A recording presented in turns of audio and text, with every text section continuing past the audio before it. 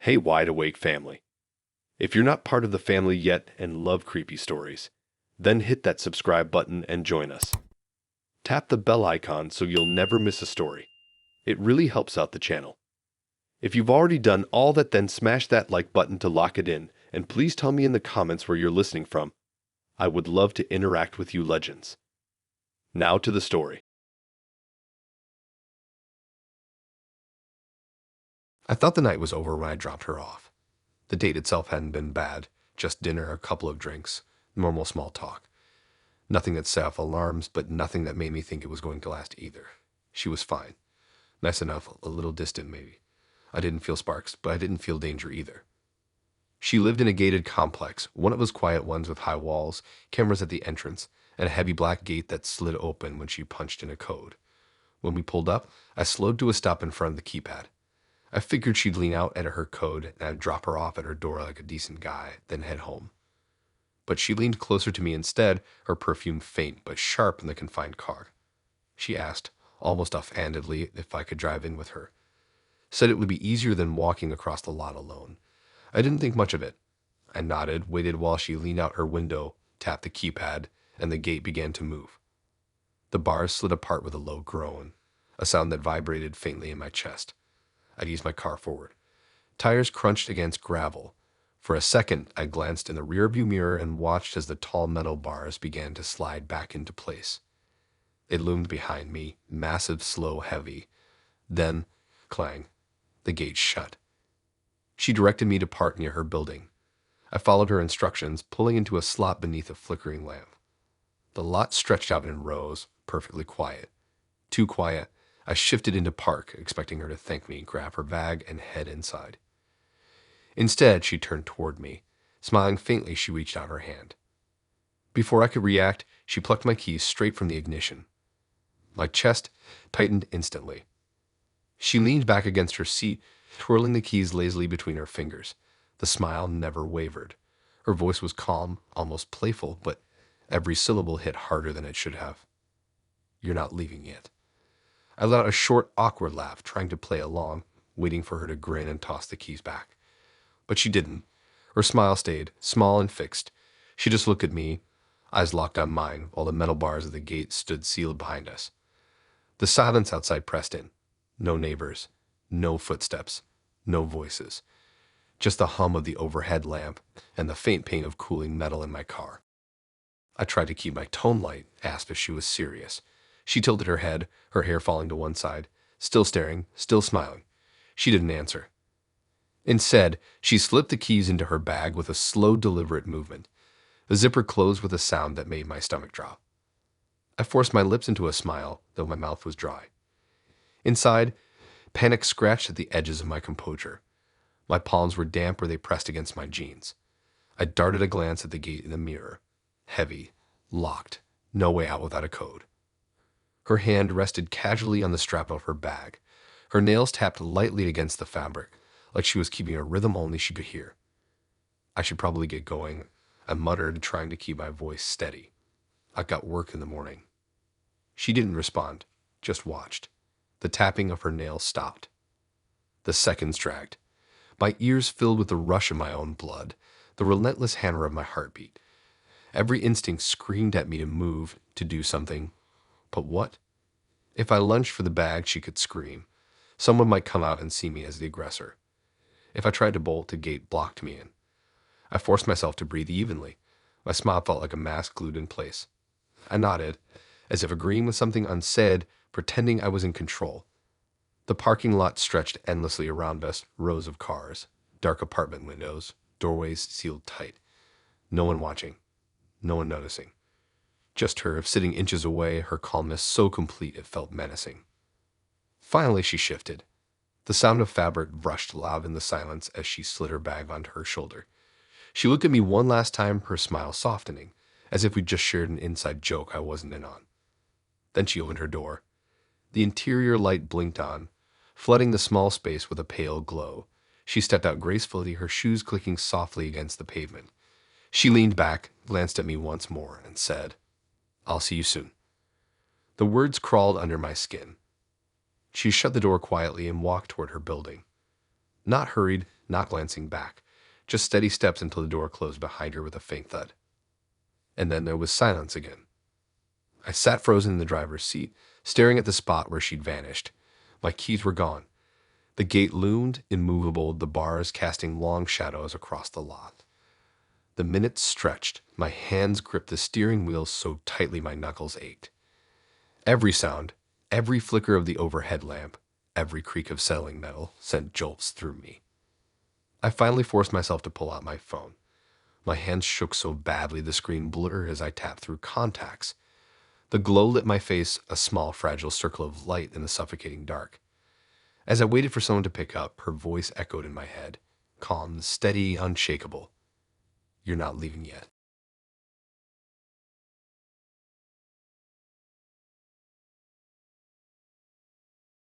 I thought going back to his place would be simple.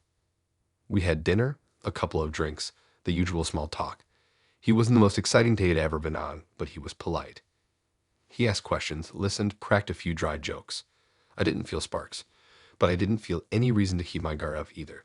When he offered a nightcap at his place, I hesitated only briefly before saying yes. He lived not too far away in a quiet pocket of town.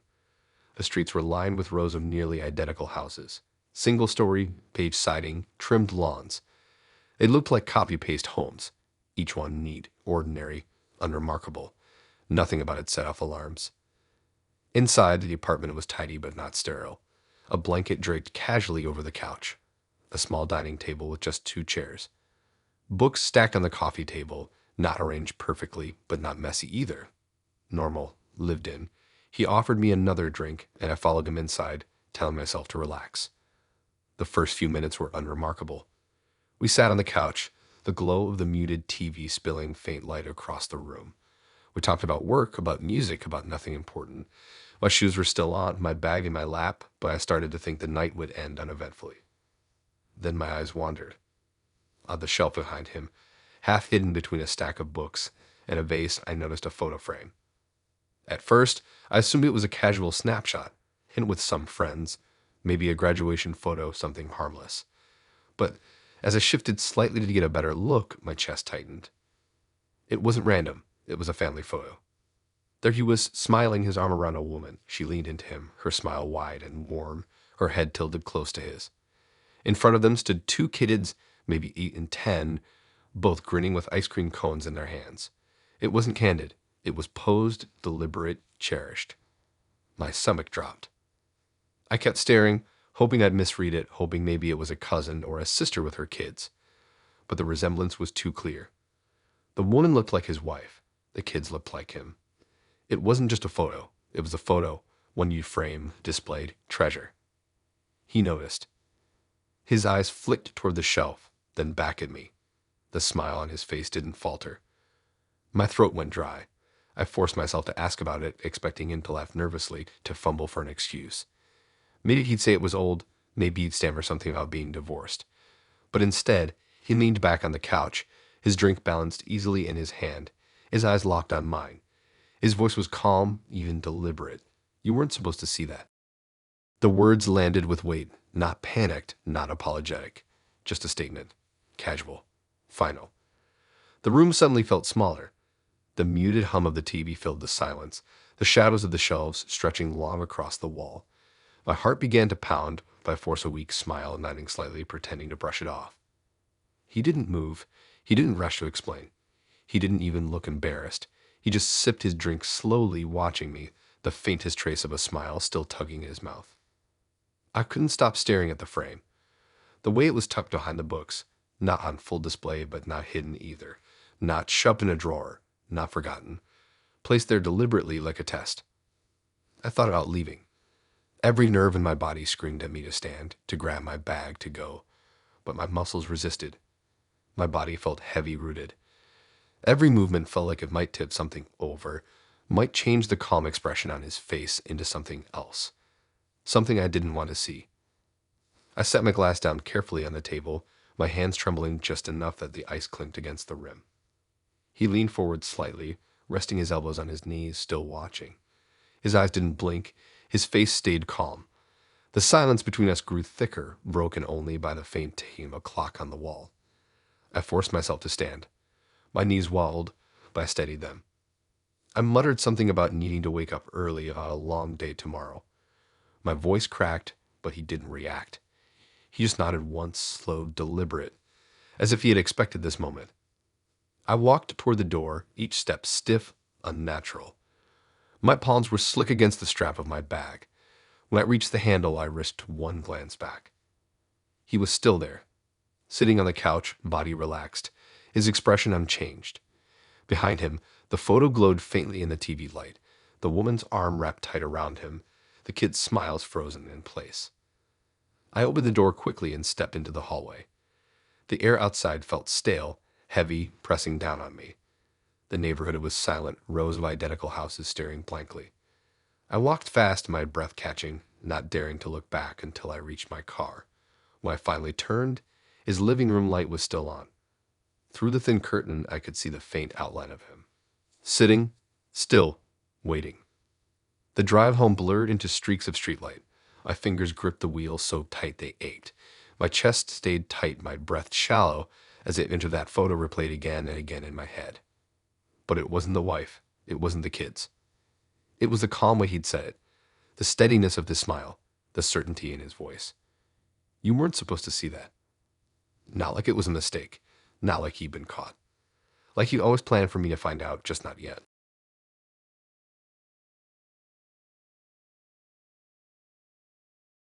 I thought it was going to be a normal date.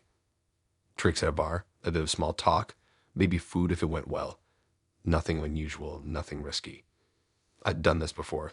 Set up a time, met a stranger, figured out if there was any spark. Most of the time there wasn't. Most of the time it ended with polite handshakes and half-hearted promises to do this again. She showed up around time. That already felt like a good sign. She looked exactly like her photos, dark hair tucked behind her ears, a neat black coat, a calm but steady smile. She slipped into the chair across from me with the confidence of someone who'd been here before, who knew exactly how nights like this went. We found a quiet corner table, ordered a couple of drinks, and for the first half hour, everything was fine. She was easy to talk to, confident, not overbearing. She leaned in close when she spoke, laughed quickly, and never broke eye contact. Her presence filled the space between us without feeling forced. If anything, she seemed too comfortable. It wasn't until she started mentioning things that I felt something shift. At first, it was little stuff. She asked if I still ran by the river in the mornings. I froze for half a second before answering. I hadn't mentioned running. Not in my profile, not in our chat. Running was something I did alone early in the morning when the streets were still half asleep. I brushed it off. Maybe she guessed. Maybe she'd seen me once and remembered. I laughed, nodded, and changed the subject. But a few minutes later, she asked about the cafe near my office. She wanted to know if I still ordered the same sandwich every Thursday. She said it so casually, like she just remembered an inside joke we shared. My chest tightened. I'd never told her where I worked. I'd never mentioned that cafe, not once. The more I thought about it, the more I realized there was no way she could have known. I smiled awkwardly, pretending not to notice. She noticed. Her smile widened just a little. As the night went on, the details sharpened. She asked how my brother was doing, using his first name like she'd known him for years. She asked if my mom still wore the silver scarf she loved in winter. She asked about my dog, describing in detail the way he barked when someone came to the door. I sat stiff in my chair, my hands clamped around the glass, my pulse thudding in my ears. Each time I tried to shrug it off. I gave vague answers, changed the subject, nodded along. But she never stopped. Each fact she dropped was closer, more intimate, peeling back layers of my life I hadn't offered her. My birthday. The street I grew up on. The exact way I parked slightly crooked in front of my building. The bar around us faded into a blur. The low music, the clink of glasses, the hum of conversations. All of it drowned under her voice. Calm, steady, dropping pieces of me onto the table like cards in a game she was winning. Finally, she leaned closer, her voice low, her breath brushing the rim of her glass. She said it simply, almost sweetly. She'd been following me. Not guessing, not researching, not snooping. Following.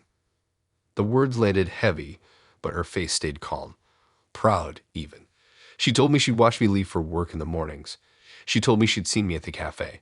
She told me she knew which nights I stayed home because the lights in my window stayed on late. My hands went cold around the glass. She kept talking. Places she'd seen me. The grocery store, the gym, the running path by the river. She told me about the night I stayed out late at friends, the way my apartment was dark when she checked. She told me about the way I sometimes double-checked the locks on my car when I parked. She smiled as she said it, her eyes locked on mine, waiting for me to respond. I forced a laugh, thin and awkward, pretending it didn't bother me, but my chest was pounding, my throat dry. I glanced around the bar, hoping someone else could hear, hoping someone might notice. But no one was paying attention. To anyone else, we were just another couple whispering over drinks. I excused myself to the bathroom, my legs stiff, my hands trembling as I pushed through the door. Inside, I gripped the sink and stared at my reflection. My face looked pale, my eyes wide, like I'd just woken up from a nightmare and didn't know where I was. I pulled out my phone, thumb hovering over my contacts. Who may even text? What would I say? My date knows everything about me and admitted she'd been following me. It sounded insane, like something that only existed in movies or late-night internet forums. I splashed water on my face, forcing myself to breathe evenly. I told myself to play it cool, to not make it worse. When I walked back out, she was still there, smiling, waiting. Her posture hadn't changed. Her drink sat untouched in front of her, as though she'd been frozen in time while I was gone. The rest of the night dragged. I barely spoke. I nodded when she talked and made small noises to show I was listening, though my mind was racing too fast to catch every word. Every glance at her made me feel trapped, like she could read exactly what I was thinking, like she already knew I was trying to figure out how to leave. When the bill came, I reached for it, but she snatched it first. Her hand moved quick, confident. She signed without hesitation, slid it back, and smiled like it was already settled. Outside, the night air felt cool and sharp, but it didn't ease the pressure in my chest. We stood close, too close. I muttered something about being tired, about needing to wake up early. She nodded slowly, her eyes never leaving mine. As I walked to my car, I could feel her gaze pressing against my back, steady and unblinking. My skin crawled with it. When I turned the engine on, I risked a glance. She was still there, standing on the sidewalk, her face calm, her body still, her eyes locked on me. The drive home was a blur. Every corner I turned, I checked my mirrors. Every pair of headlights behind me made me tense. I half expected her to appear in the rear view, calm and smiling, just as she'd been at the bar. When I finally pulled onto my street, I sat in the car for a long time. My apartment windows were dark, blank squares against the night sky. But I couldn't shake the feeling that she was already there, waiting. That night, lying in bed, I couldn't sleep. My dog barked once at nothing, sharp and sudden, and my heart lurched. I stared at the ceiling, every shadow too long, every sound too sharp. But what kept echoing wasn't her knowledge. Not the cafe, not my brother, not even my birthday. It was the way she'd said it. Weeks. She'd been following me for weeks, not days. Not a coincidence, not curiosity. Weeks. And the worst part wasn't that she knew everything. It was that she'd finally decided to let me know.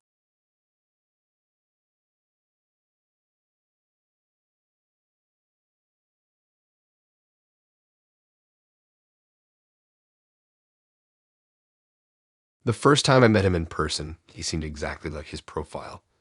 Same hair, same smile, same voice I heard over the phone. He wore a navy button-down and dark jeans, simple but neat, like he'd thought about it just enough. He greeted me with that easy charm he'd had in messages, warm, relaxed, almost familiar. We chose a quiet restaurant, the kind with low lighting and candles flickering on the tables. Not too fancy, not too casual. A few couples scattered around, the faint hum of conversation, silverware clinking softly. It felt like a safe choice. I told myself I was relieved. He looked real, normal. No mismatched photos, no catfishing. He smiled, pulled out my chair, asked about my day. Everything was unfolding the way it should. But then, almost immediately, the weird part happened. The waiter walked up, menus in hand. He glanced at me, then turned to him and said warmly, like greeting an old friend, "Good evening, Michael. Nice to see you again." My date smiled quickly, almost too quickly, and laughed it off. "Oh, you must have me confused with someone else," he said, waving his hand like it was nothing. The waiter's smile faltered for a second, his brows knitting, but he didn't push it. He just nodded, placed the menus down, and walked away. I laughed too, though it sounded thin in my own ears. But the name, Michael, lodged in my head like a splinter. That wasn't his name.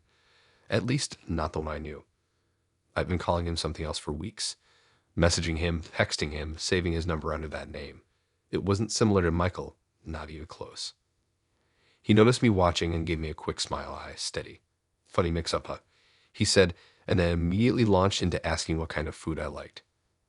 I forced myself to follow along, but my mind kept circling back to that moment. The waiter hadn't seemed uncertain.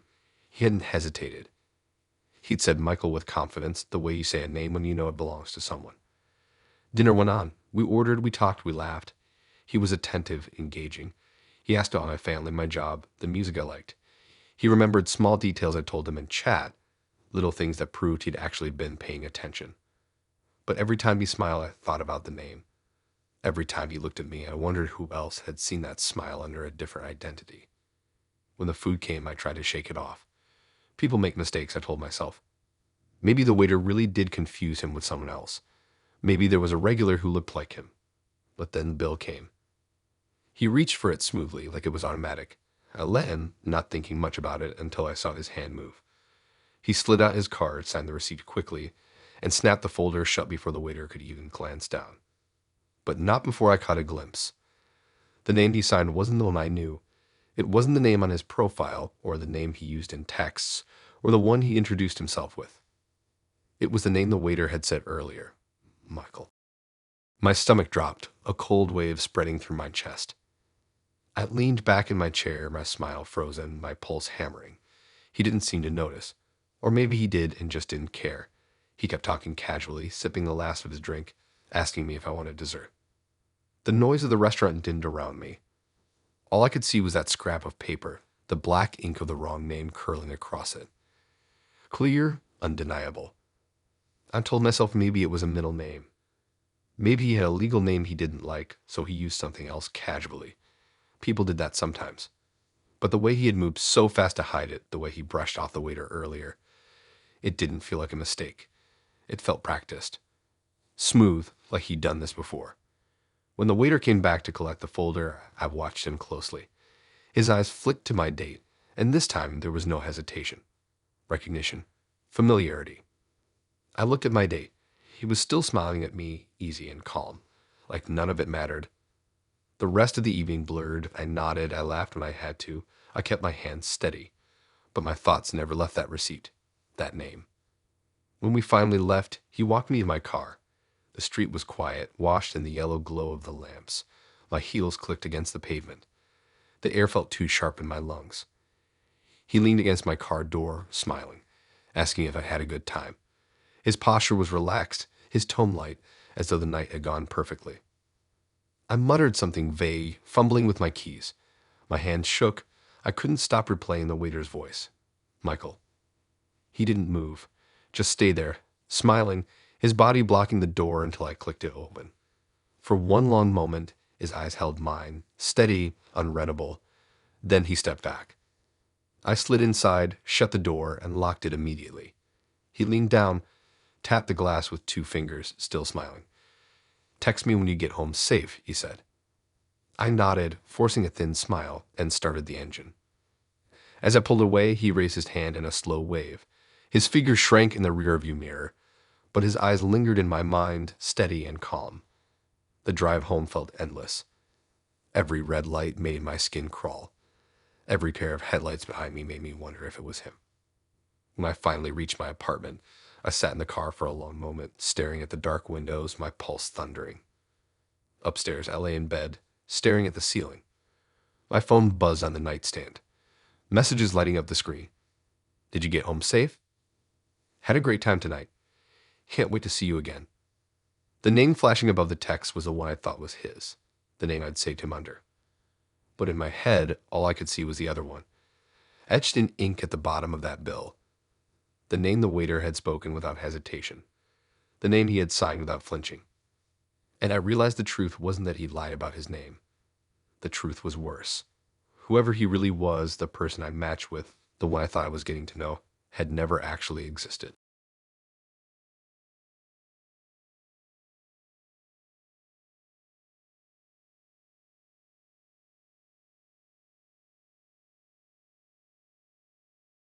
I didn't think the date was going anywhere special. We'd matched, had it, and she seemed normal enough, funny, a little blunt, but not in a bad way. We grabbed coffee first. It was fine. Nothing over the top, nothing strange. Just two people talking. When we were about to leave, she suddenly asked if I wanted to come by her place. She said she lived close and that I had to meet her pets. She said it with this kind of insistence, like it wasn't really a question. I didn't want to look rude, so I agreed. Her apartment was in this older building with narrow stairs and walls painted a dull beige. Inside, it was surprisingly clean. A couch, a small table, and shelves with books lined up neatly. It didn't look like someone who had a bunch of pets lived there honestly. No smell, no mess. We talked for a bit, but I noticed how restless she was. She kept glancing toward one door at the end of the hallway.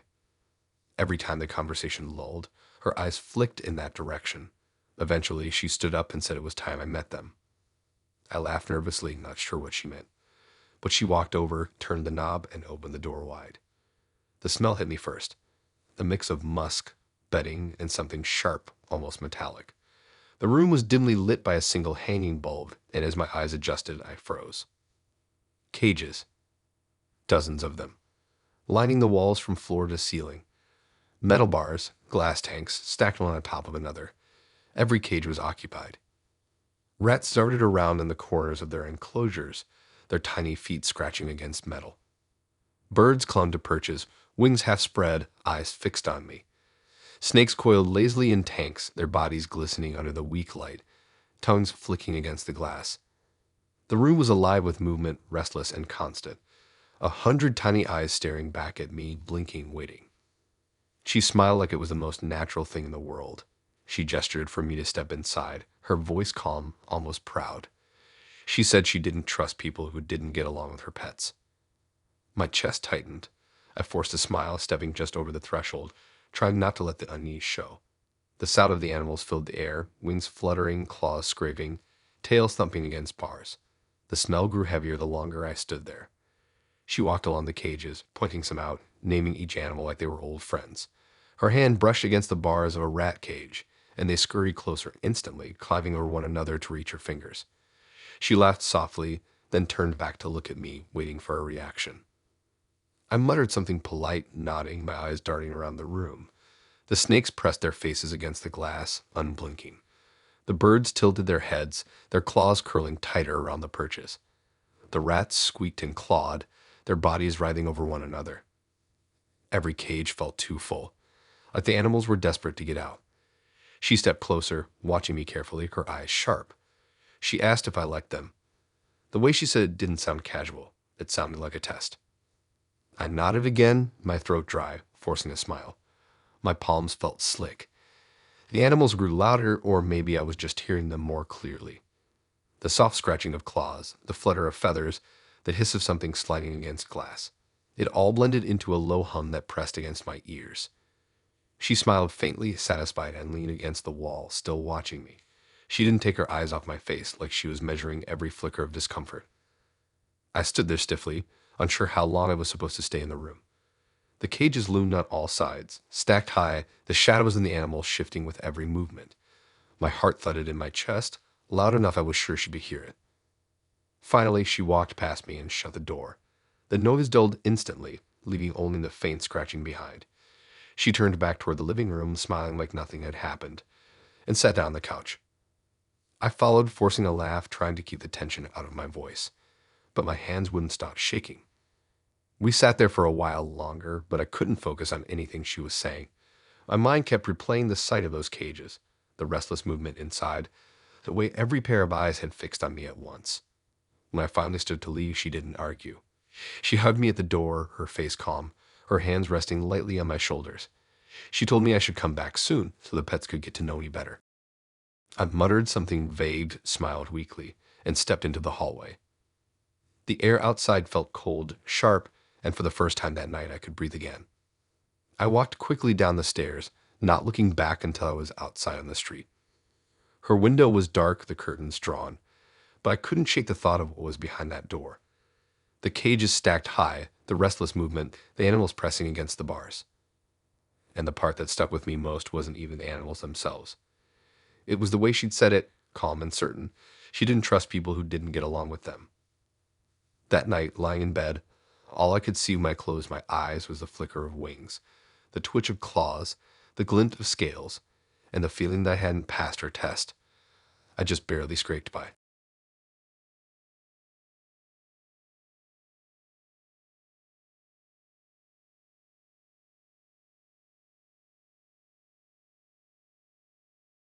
I wasn't planning to go to his place that night. The date had been fine, nothing amazing, nothing awful. But when he suggested hanging out at his apartment for a bit, I figured why not. It was still early and I wasn't ready to go home yet. He lived in a low-rise building a few blocks from the bar. The kind of place that looked normal from the outside. Beige bricks, narrow windows, a faded awning that sagged just slightly over the front door. Nothing about it stood out. Inside, the stairwell smelled faintly of old carpet and some kind of lemon cleaning spray. The walls were the color of nicotine stains, even though they probably weren't. He led me upstairs, chatting casually, his keys jingling in his hand. His tone was light, easy, almost rehearsed. I remember thinking he was trying a little too hard to keep the conversation flowing, but I brushed it off. First dates are awkward. When we stepped into his apartment, my first thought was that it looked bigger than I expected. Sparse furniture, a couch, a small coffee table, a lone lamp glowing yellow in the corner, a rug that looked like it had come with the place, a kitchen tucked in the back, half in shadow. The air smelled faintly stale, like dust that had been disturbed. But what caught my eye immediately weren't the furnishings. It was the walls. They were covered in Polaroids, dozens of them, maybe hundreds. At first, I didn't think much of it. People decorate their spaces with photos all the time. Friends, family, old vacations. I figured that's what it was, collages of happy memories. I even stepped closer, curious, while he disappeared into the kitchen to pour us drinks. The Polaroids stretched in neat rows, each taped carefully side by side. The closer I got, the more I noticed the pattern. Every photo was of a woman. Smiling, posing, laughing. Some in casual clothes, others dressed up. Different backgrounds, cars, beaches, bedrooms, cafes. A variety of women, but the same style over and over. I assumed they were his friends at first, or maybe ex-girlfriends. Maybe he was just sentimental in a weird, over-the-top way. But something gnawed at me as I scanned the rows. None of them looked candid. None of them looked like they'd been taken in the moment. They all looked posed. The kind of photos people post on dating apps. My chest tightened. I leaned closer, scanning the details. One woman holding a latte, smiling at the camera. Another leaning against a car, head tilted just right. Another on a beach, sunglasses reflecting the sun. And then it clicked. These weren't friends or exes. They weren't random snapshots. They were profile pictures. Tinder photos. Every single one. I stepped back, my pulse pounding in my throat. The wall was full of strangers' faces, all preserved in glossy Polaroids, taped up like some kind of collection. He returned then, holding two glasses, ice clinking gently. His smile was easy, casual, like the walls weren't screaming. I forced a smile, my hands stiff as I accepted the glass. My drink sloshed slightly from how hard I was gripping it. He didn't mention the photos. Didn't acknowledge them at all. He just sat down on the couch, sipping his drink, chatting about nothing in particular. I sat too, my body angled toward him, but my eyes kept flicking back to the walls. The longer I stared, the more details I noticed. Some of the Polaroids had dates written in black marker in the bottom corners. Neat, careful handwriting. June 2019, October 2020, February 2021. The most recent one was last week. My throat went dry. I tried to tell myself there had to be a normal explanation. Maybe it was an art project.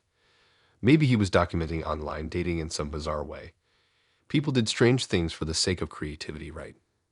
But the way the photos were displayed, lined up in rows, covering nearly every wall, it didn't look like art. It looked like curation, like trophies. I couldn't stop imagining my own face among them. Smiling, frozen, taped carefully beside the others. He noticed me glancing again. His smile shifted, faint, almost smug, like he was proud I was looking. Proud of what I was seeing. My skin prickled. I forced out a laugh, something vague about how, wow, that's a lot of pictures. He didn't answer, just sipped his drink, eyes steady on mine. The silence pressed in. The lamp's glow cast long shadows across the walls, making the rows of faces look like they were watching me too. 100 pairs of eyes, all staring from their glossy paper prisons. I sipped my drink to buy time, though the liquid sat bitter on my tongue. My fingers tapped nervously against the glass. My mind screamed at me to leave, but my body stayed frozen, calculating. If I bolted too quickly, it would set him off. Finally, I muttered something about needing to get up early. My voice cracked slightly, but I smiled as best I could. He stood without hesitation, walking me to the door. His movements were calm, almost too calm. Not a flicker of annoyance, not a hint of protest. Just that steady, unreadable smile. I clutched my bag so tightly my knuckles ached. My legs felt stiff as I stepped into the hallway. And then, against my better judgment, I looked back one last time. The lamplight glinted off the Polaroids, catching the frozen smiles of 100 strangers. The wall seemed endless, faces stretching outward in rows and rows. For one dizzy second, I imagined my picture taped there, the date scrawled neatly in black marker, tonight's date. The certainty of it burned in my chest, that he was already imagining where it would go. Outside, the night air felt sharp, almost electric, against my face. I walked quickly down the street, resisting the urge to run. Every shadow looked like him, every window like it might be watching. By the time I reached my car, my hands were trembling so badly I dropped my keys twice. Even when I finally locked the doors and started the engine, I couldn't shake the thought. My picture wasn't on that wall yet, but it could have been.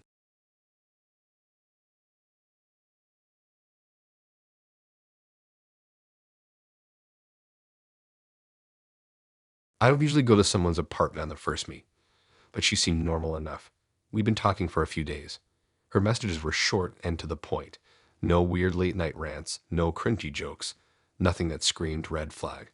She had a kind of dry, efficient way of speaking, which I actually liked. Less fluff, more direct.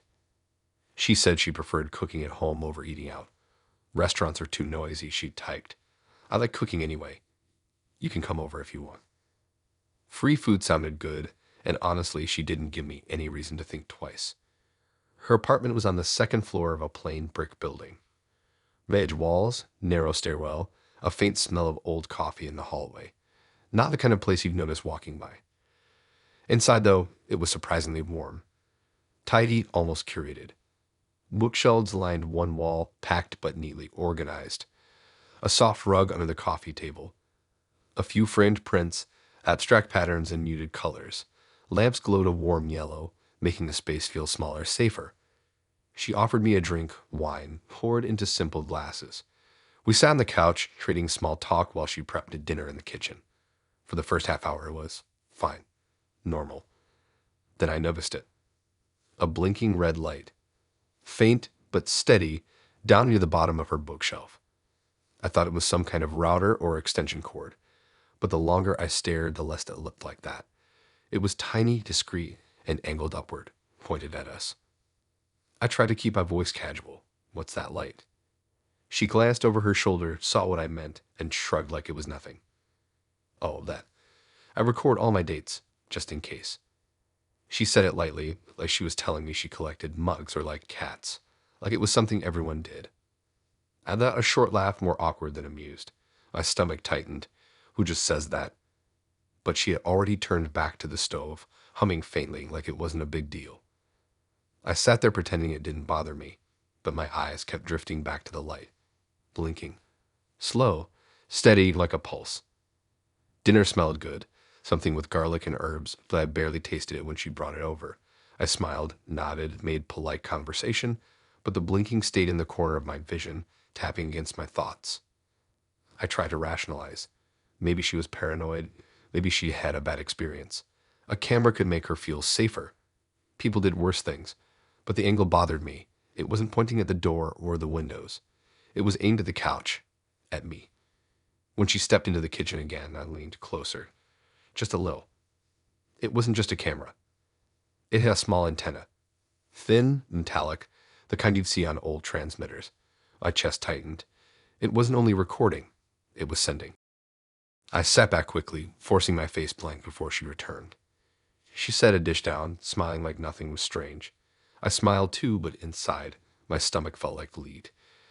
Every word I spoke from then on felt different. I wasn't just talking to her. I was talking to whoever was on the other end of that light. I tested the waters, asked how many dates she'd recorded. She just laughed, waved her hand. A lot. Then she changed the subject. Too quickly, too easily. I kept eating, though my hands shook faintly around the fork. My mind kept spinning. Were the others recorded too? Were their videos saved somewhere? Or was someone else watching them live? Tonight, right now. The air in the room felt heavier. Her smile didn't change, but something in her eyes did. Sharper, attentive, like she could feel my unease. When I excused myself to the bathroom, I carried my phone with me. The screen glared up. No service. Not one bar. Just searching. My pulse quickened. I opened apps, refreshed the screen. Nothing. The building wasn't big enough to be a dead zone. My gut told me this wasn't an accident. I splashed water on my face, gripping the sink, staring at myself. My reflection looked pale, wide-eyed.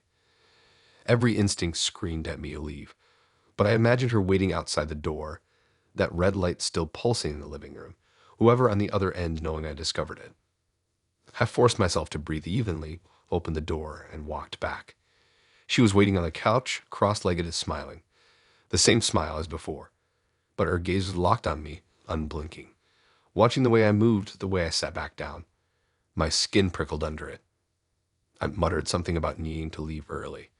She tilted her head slightly like she was studying me, but she didn't argue. Didn't even hesitate. She stood, walked me to the door, and said calmly, "We should do it again sometime."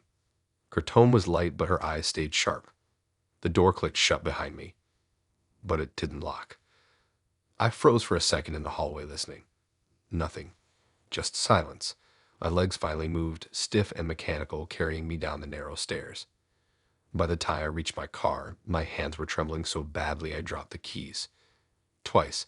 My chest felt too tight, my vision too sharp, like the world had edged closer somehow. I slid into the driver's seat, locked the doors immediately, and looked up at her window. The curtains were drawn, but I could picture the blinking red light behind them. Steady, watching, alive. The drive home felt endless. Every pair of headlights in the mirror looked suspicious. Every turn signaled a shadow trailing me. My hands gripped the wheel until they ached. When I finally pulled onto my street, I didn't go inside right away. I sat in the car, engine idling, staring at the dark road. My phone buzzed back with service. I checked it immediately, no new messages.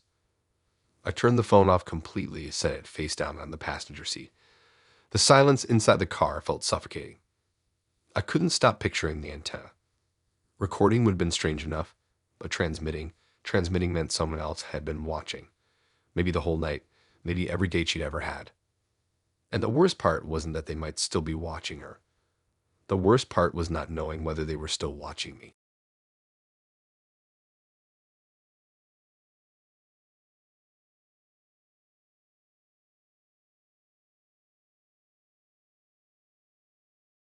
I didn't think much when he suggested cooking for me. A lot of guys say it, but most never follow through. Usually it's just talk, a line they toss out before suggesting a bar instead. But he seemed serious. Said he lived a little outside of town, liked having people over for dinner instead of going to crowded restaurants. It's quieter, he texted. Better food too. I figured why not. Dinner without the noise sounded nice.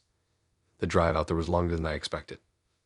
At first, it was the usual stretch of suburban roads, gas stations, convenience stores, clusters of houses with their porch lights glowing. Then the houses started thinning out. Streetlights became fewer, the pavement narrowed, and soon it was just trees on either side.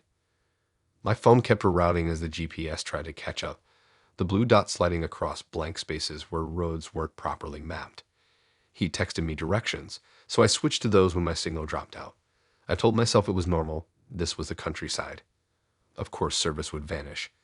Still, something about that blank no service message made my stomach clench. The road twisted deeper into the woods. No other cars passed. No houses with warm porch lights. Just tall, dark trees leaning over the gravel, their branches twisting together like they were sealing the road off behind me. Finally, his driveway appeared, if you could call it that. Just a narrow gravel path breaking off from the main road, leading downhill into more trees. I slowed, tires crunching as I crept along. My headlights caught the shape of his house at the end. It was small, 2 stories, dark wood siding. No neighbors in sight, no lights from nearby homes, just the faint outline of a roof against the night sky, surrounded on every side by forest. The kind of house that felt dropped into the middle of nowhere. He came out to greet me, smiling like he'd been waiting on the porch. His way was easy, casual, like we'd known each other longer than a week. I parked, turned the engine off, and the silence rushed in heavy and complete. Inside, the house was neat, almost too neat. No clutter, no mess, no shoes by the door or jackets tossed on chairs. Just clean surfaces and lined up books on the shelves. The air smelled faintly of herbs, rosemary, maybe thyme, something simmering already on the stove. The kitchen was modern, gleaming stainless steel counters, pans warming quietly on burners. He poured me a glass of wine before I even asked, handing it over with a smile.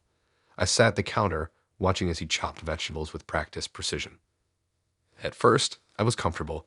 His voice was calm, his questions light. How was my week? What music I liked? The usual surface level talk. But the longer I sat there, the more I noticed the silence. No cars passing outside. No muffled laughter of neighbors through walls.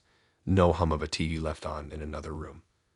Just the sound of his knife tapping the cutting board and the faint hiss of oil in the pan. I checked my phone again. Still no service. Just the empty search icon, spinning endlessly. Trying to distract myself, I wandered into the living room. Big windows lined one wall, but when I looked out, all I saw were trees. Black shades pressed against the glass, branches scratching faintly in the wind. No streetlights, no distant glow of town. Just the endless stretch of forest swallowing everything. When I came back, he asked casually if I want to stay the night after dinner. Said it would be easier than driving back so late. He said it with a smile, like it was a friendly suggestion. But my chest tightened. The thought of being stuck in that house with the woods pressing in and no service on my phone made it harder to breathe. I laughed it off, said I'd see how I felt. But already I knew I wasn't staying. The food smelled incredible, garlic, herbs, roasted meat, but I barely tasted it when we finally sat down. By then the woods outside had gone completely black. The windows reflected the dining room back at us, turning the glass into mirrors. Every time I glanced at them, I half expected to see something behind me. Something moving where there shouldn't be anything. He talked about his life out there, how much he liked the quiet. I could go days without seeing another person if I wanted to, he said, a hint of pride in his voice. He said it like freedom. I smiled weakly, nodded, but inside the words twisted into something else. Days without anyone. No one to hear if something went wrong. No one to notice if someone didn't come back. I pushed food around my plate, sipping at the wine more than I ate. He kept refilling my glass, each time watching me just a little too long. His gaze lingered like he was waiting for something. The silence outside pressed in tighter, until the only sounds were my fork against the plate and my heartbeat in my ears. Finally, I stood, forcing a smile, saying I should probably get going before it got too late. For a moment, he just looked at me. Not angry, not upset, just quiet. His eyes steady, his smile faint. Then he said it was a shame to cut the night short. His voice was calm, but the way he held my gaze made sweat bead at the back of my neck. I grabbed my bag, muttered a thank you, and walked to the door. The air outside hit sharp and cold. My car sat alone in the gravel driveway, the woods looming on every side. The trees were so dense the gravel path seemed to disappear into them. I got in fast, locking the doors before starting the engine. As the headlights cut across the house, I glanced back once. He was standing in the doorway, a light spilling around him, his body a dark silhouette. He didn't wave. He didn't move. He just stood there, watching. The gravel crunched under my tires as I pulled away, the trees closing in again. The drive back felt endless, each twist of the road stretching farther than it should. My car's beams caught the sharp outlines of branches, shadows that looked too close, too human. When the first glow of town lights appeared in the distance, relief washed over me so strong I almost laughed. My phone buzzed suddenly, signal snapping back to life, but I didn't check it. I just kept driving, faster than before, until I reached my street. That night, lying in bed, I couldn't shake the memory. The house. The woods. The way he said he could go days without seeing another person. And the thought that stuck with me wasn't about what happened while I was there. It was about how easily something could have happened, and no one would have ever known.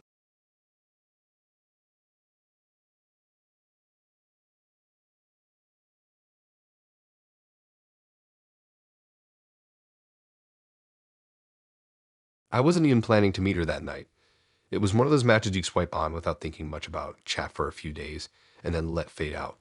She was pretty in her photos, witty enough in messages, but I wasn't expecting anything serious.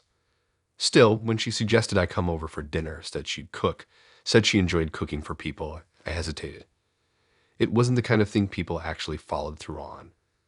I almost said no, but the thought of a home-cooked meal after a week of greasy takeout was too good to turn down. And honestly, curiosity tugged at me.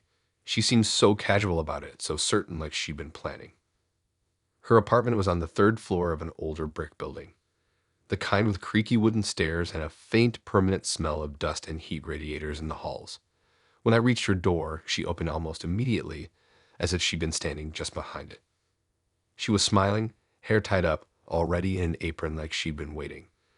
The kitchen light spilled bright into the hallway behind her, so much warmer compared to the dim stairwell. "Come in," she said, voice light and smooth. Inside, her place looked normal at first. A small couch by the window, a stack of magazines on the coffee table, a faint smell of something floral in the air, lavender, maybe. Not messy, not sterile, just tidy. She let me straight into the kitchen, chattering easily about the menu. Something with chicken, she said, something simple but good. I sat at the counter, a glass of wine in hand, watching her move. At first glance, it looked like any other kitchen. Counters wiped clean, dishes dry neatly on a rack, pots hanging from a hook. It wasn't until she reached into a drawer to grab a spoon that I noticed. The drawer wasn't full of cutlery. It was full of knives. Not just a few. Dozens. Lined side by side, blades gleaming under the overhead light. Big chef's knives, slim paring knives, serrated bread knives, even curved blades I didn't recognize. Every slot was filled, every space packed tight. I froze, staring, but she didn't flinch. She just laughed lightly and said, "I like to be prepared." And she closed the drawer with a casual push, as if it wasn't strange at all. I forced a smile, but something in my chest tightened. She kept talking as she chopped vegetables, the rhythmic thunk of the blade against the cutting board ringing sharper than it should have. The sound made the hairs on the back of my neck rise. I tried to shake it off. Maybe she was just enthusiastic. Some people collect things, stamps, records, vinyl toys. Maybe hers was knives. Weird, but not sinister, right? Still, my eyes kept drifting back to the other drawers in the kitchen. There were so many. Long silver handles gleaming under the light. My mind itched with curiosity and dread at the same time. When she turned to stir something on the stove, I reached out and tugged open the drawer nearest to me. Knives, again. These ones were bigger. Cleavers with thick blades, butcher knives heavy enough to split bone. Some had black handles, some polished silver, all of them lined up neatly like part of a collection. I shut the drawer quickly before she turned around. My palms felt slick against my jeans. She hummed a little tune under her breath as she cooked, swaying slightly, completely at ease. I tried to distract myself with conversation. Asked about her job, her apartment, what music she liked. She answered smoothly, smiling, but none of it registered. My eyes kept flicking toward the drawers, the metal glint I swore I could see even with them closed. When she leaned into the fridge to grab something, I reached for another drawer. My hand shook slightly as I slid it open. More knives. Smaller this time. Thin blades, curved edges, serrated points. Packed tightly, lined with precision. Not a fork, not a spoon, not a spatula. Just knives. She glanced over her shoulder then, catching me in the act. For a moment, the air felt heavy. My stomach flipped, my throat tightening. But she only smiled again. That same casual expression.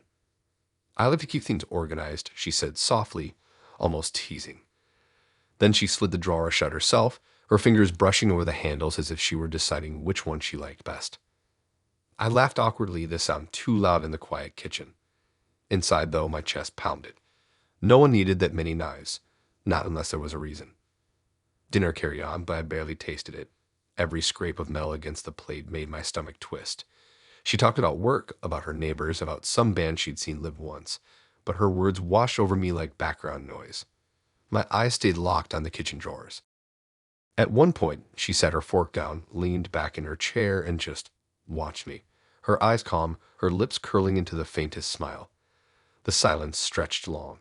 I forced myself to smile back, gripping my glass so tightly I thought it might break. Finally, I muttered something about it being late, about needing to get up early.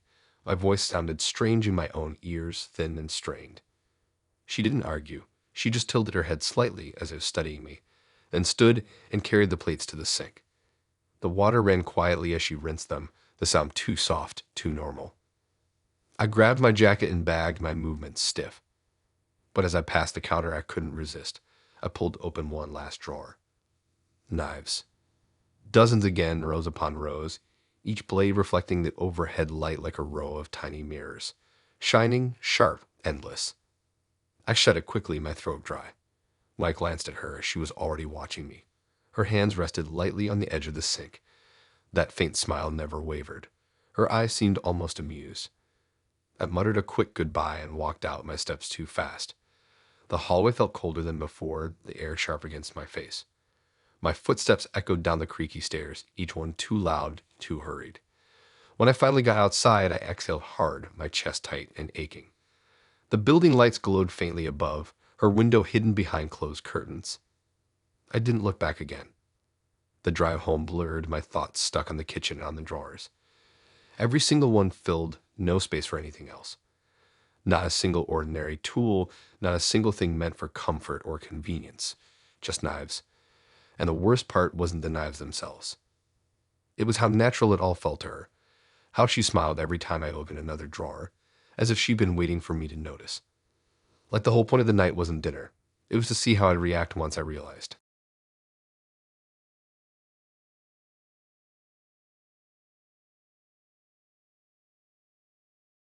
The night started out casual. I wasn't even that excited for the date, but it felt easier to just go along with it than cancel. He lived close by, only a 10-minute walk, so when he suggested we meet at his place first, I shrugged it off. He said we could just hang out, have a drink, and if it was awkward, I could leave. He phrased it like he was doing me a favor, no pressure, no expectations. I told myself it was fine. People did this all the time. Meeting at someone's place first wasn't the end of the world. His apartment looked normal enough when I walked in. A little too clean, maybe, but not unnaturally so. The kind of clean that suggested either he tidied up just for me, or he didn't actually use the space much. Books were stacked neatly on the shelves, spines aligned perfectly. A couch that looked barely broken and sat in front of a low coffee table, and dim lamps gave the room a kind of muted warmth. No clutter. No sign of someone rushing to shove mess into a closet. He offered me a drink, something simple, wine or beer. I chose wine. He poured it carefully, almost formally, before settling on the couch beside me. The conversation wasn't bad. Slow, but not uncomfortable. He asked me about work, about my family. His answers to my questions were short but polite. It wasn't sparks, but it wasn't unbearable either. After about half an hour, I excused myself to the bathroom. He pointed down the hall. Second door on the left. The hallway was narrow and dim, lined with identical closed doors. I found the bathroom, stepped inside, and flicked on the light. It was small, tidy. White tiles, a mirror with streaks from cleaning spray, a single towel folded perfectly on the rack. No toiletries scattered across the counter, no toothbrush by the sink. It looked more like a guest bathroom than one he actually used. I locked the door out of habit, did what I needed to do, then reached for the handle. It didn't move. I frowned and tried again, twisting harder. The lock clicked fine, but the handle stayed stiff as if jammed. I pressed my shoulder against the door and jiggled it. Nothing. My chest tightened. I tried again, harder this time, but the handle wouldn't budge. That's when I heard his voice. From the other side of the door, quiet, calm, almost casual. "Are you comfortable?" The words made my throat go dry. It didn't sound like concern. It sounded rehearsed, like he'd been waiting for me to get stuck, waiting for this exact moment. I froze, my hand still gripping the handle. My mind raced. I forced myself to answer quickly, voice higher than normal. "Yeah, I'm fine." The silence that followed was worse than anything. He didn't laugh it off. He didn't make a joke about the door sticking. He didn't even move away. I pressed my ear against the door. I could hear faint breathing. Slow, steady, patient. The bathroom suddenly felt smaller, like the walls were pressing closer. My palms slicked with sweat. I twisted the handle again until my wrist ached. Nothing. Panic started to claw at the back of my throat. I tried to think logically. Old buildings had faulty doors sometimes. Maybe it was just stuck. Maybe. But no, the way he asked that question, that voice, that silence. I scanned the bathroom, searching for options. The window was too small to crawl through, barely wide enough for an arm. The towel rack was flimsy, bolted loosely to the wall. The only object with any weight was a glass soap dispenser by the sink. I grabbed it, gripping it tight. Ridiculous maybe, but it was something. Minutes passed. I sat on the edge of the bathtub, my heart hammering in my chest. The silence on the other side was suffocating. I imagined him leaning against the wall, smiling to himself, listening to me panic. I pulled out my phone. Signal flickered between one bar and none. I typed out a quick message to a friend. Add guy's place. Bathroom door stuck. Weird vibe. Call me in 10. I hit send, praying it would go through eventually. Finally, I spoke again, louder this time, forcing a laugh. Hey, the door's stuck. No response. The silence stretched, heavy, deliberate. That's when I realized it wasn't broken. He'd done something to it. My breath caught. I stood up, gripped the soap dispenser tighter, and slammed my shoulder against the door. The first hit rattled it. The second made the frame creak. On the third, the lock gave way, and the door cracked open. I shoved hard, bursting into the hallway. He was standing right there. His face was calm. Too calm. No surprise in his eyes. His arms were crossed loosely, his body blocking the hallway. For a second, we just stared at each other. My pulse thundered so loud it drowned everything else. I forced myself to move, brushing past him quickly. Door was jammed, I muttered, voice shaking. Guess it happens sometimes. He didn't answer. He just turned slowly, eyes following me as I grabbed my bag from the couch. I should head home, I said quickly, fumbling with my things. Early morning tomorrow. Still nothing. He just watched. When I reached the door, my hand trembled on the knob. For a moment, I thought it might not open, that maybe he'd rigged this one too. But it turned easily, swinging outward into the cool night air. I stepped outside fast, the air sharp in my lungs, almost unreal. I walked quickly down the street, my pace too fast, my eyes fixed straight ahead. I didn't look back until I was 2 blocks away. When I finally turned, I saw his window glowing faintly above. The curtains were open just enough. He was standing there, watching. That night, I didn't sleep. Every time I closed my eyes, I saw the bathroom again. The stiff handle, his voice through the door, the silence that followed. And the part that unsettled me most wasn't being trapped inside. It was that question. Quiet, steady, deliberate. Are you comfortable? Like he wanted to know if I felt safe, all while making absolutely sure I wasn't.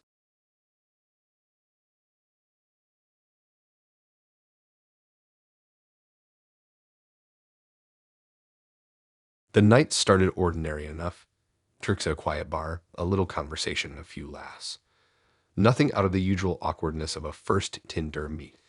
She seemed confident, calm, the kind of presence that made you think she knew exactly what she was doing. I felt comfortable, almost too comfortable. When it came time to leave, she offered to give me a lift. I hesitated for a moment. Usually I wouldn't take rides from someone I barely knew, but the buses were slow, taxes expensive, and she seemed genuine. Her smile was relaxed, her keys already in her hand, and I told myself it would be fine. What's the worst that could happen? I thought, climbing into the passenger seat. Her car was neat.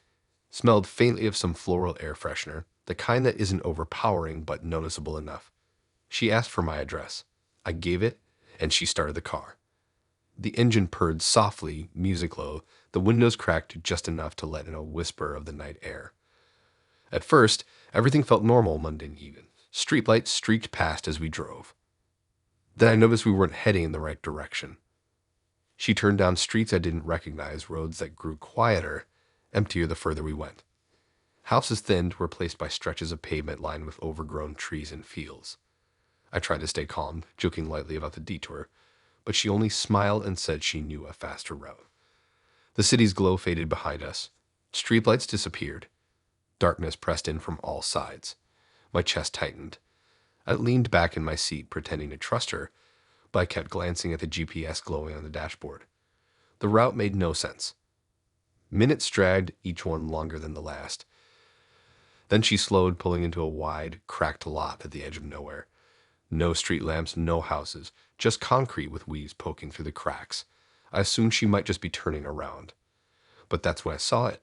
Another car, parked toward the back, Engine running, headlights dimmed. 2 figures inside, still watching. My stomach sank. She pulled in beside them, cutting the engine. She sat quietly, not a word. Hands resting loosely on the wheel, eyes fixed ahead.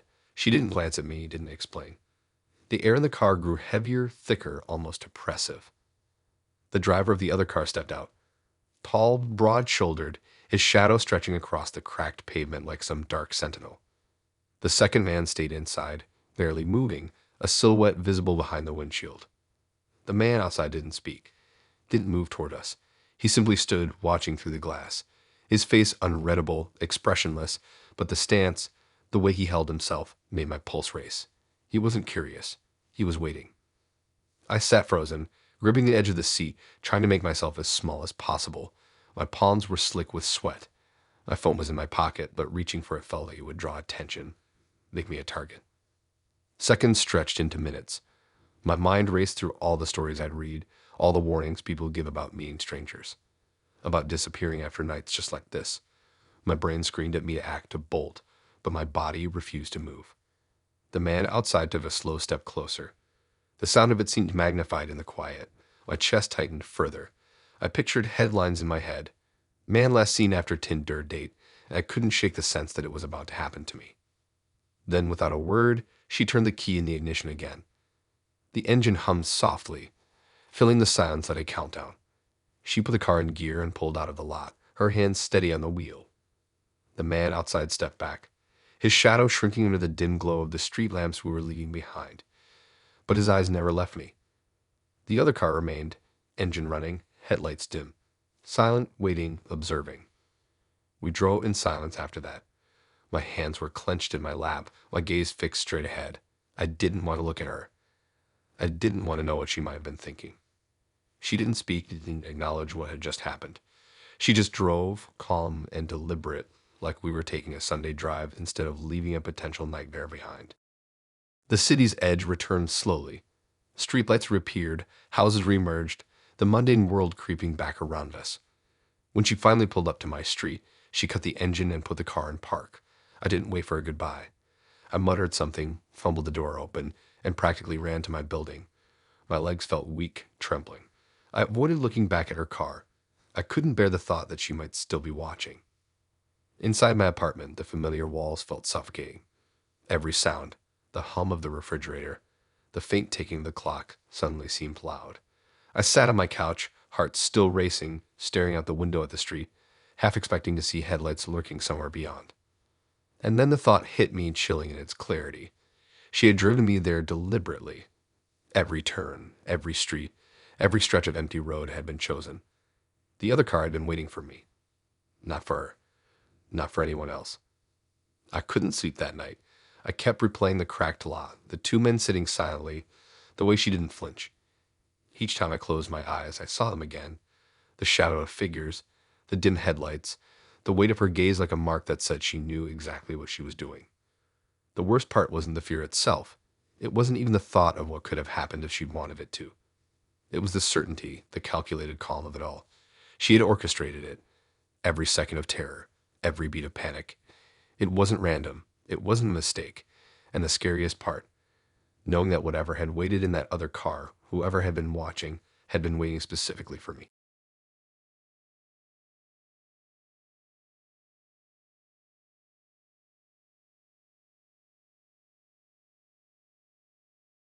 When I matched with him, it didn't feel like much. His pictures weren't flashy, just simple shots of a smiling guy in casual clothes.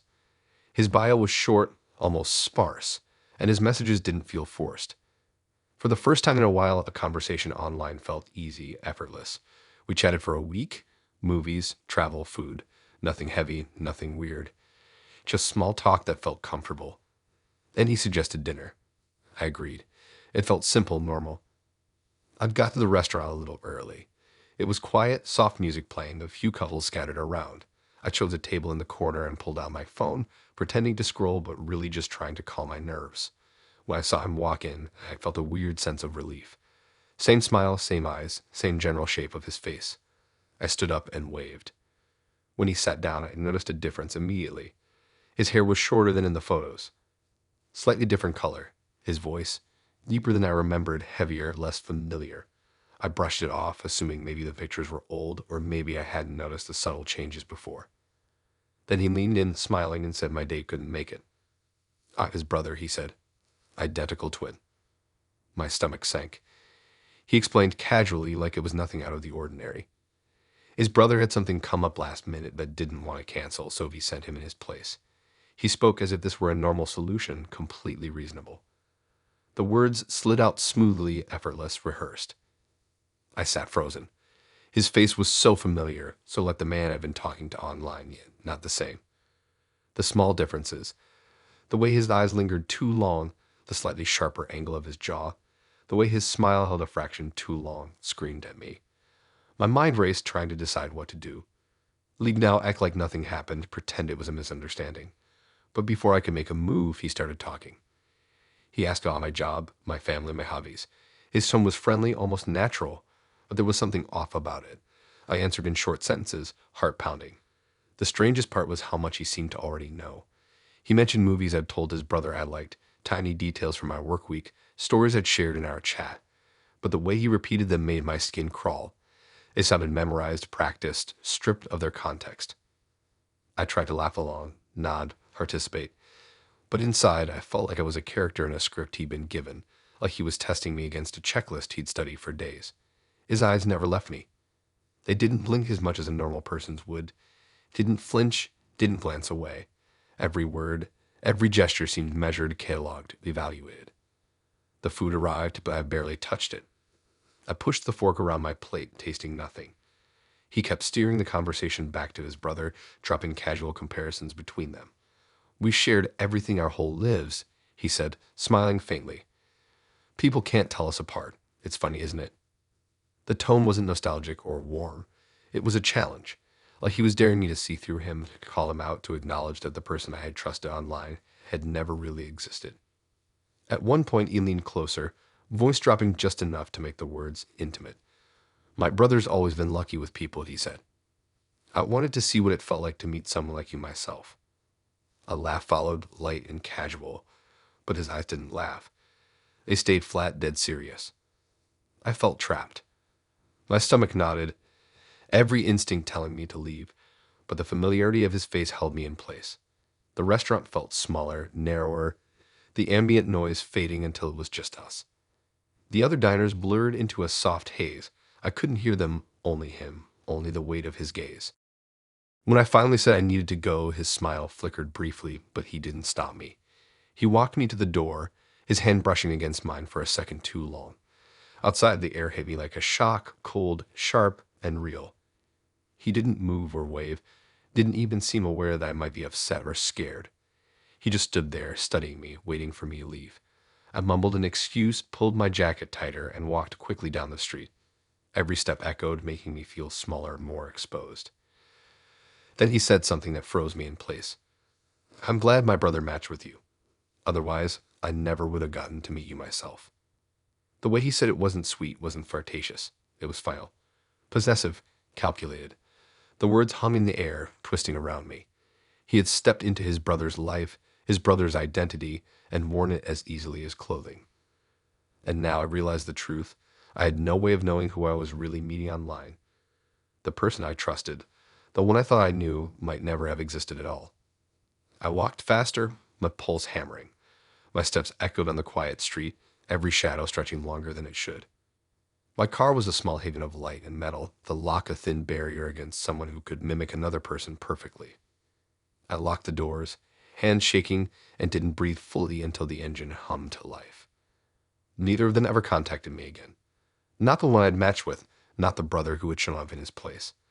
I deleted the app the next day, but the memory lingered. The way he moved, spoke, and claimed the identity of someone else so effortlessly. The way he made the impossible feel normal, safe, casual. And the part that unsettles me the most isn't that I went on a date with the wrong person. It's how easy it was for him. How completely he had stepped into his brother's shoes. How I hadn't realized until the last moment that the person I trusted online, the one I had felt a connection with, was a stranger masquerading behind a familiar face. It made me rethink every swipe, every casual chat, every face on a screen. How little you can actually know someone. how quickly trust can be manipulated, and how terrifying it is to realize that someone can wear a mask so perfectly that even your instincts, your gut feelings, fail to warn you in time. I think about that night often, about the identical twin who wasn't the one I had matched with, about the ease with which he stepped into someone else's life, about how normal he made it all feel until I left the restaurant shaking, questioning everything. And I still can't shake it. The knowledge that the person I met, the one with that eerily familiar smile and those calm, calculated eyes, had taken on someone else's identity completely. Not for a joke, not for a story, not even for attention. Just for the sake of being there, being me, being the person I thought I was supposed to meet. It's not a story I tell often. It isn't something anyone wants to hear. But it's a reminder that appearances can be deceiving, that what you see online isn't always reality, and that the person sitting across from you can be anyone. Even now I remember him, the twin who wasn't the one I expected, standing there with that calm, final smile. And I realized that the danger isn't just in meeting someone who isn't who they say they are. The danger is in how easily they can convince you that they are.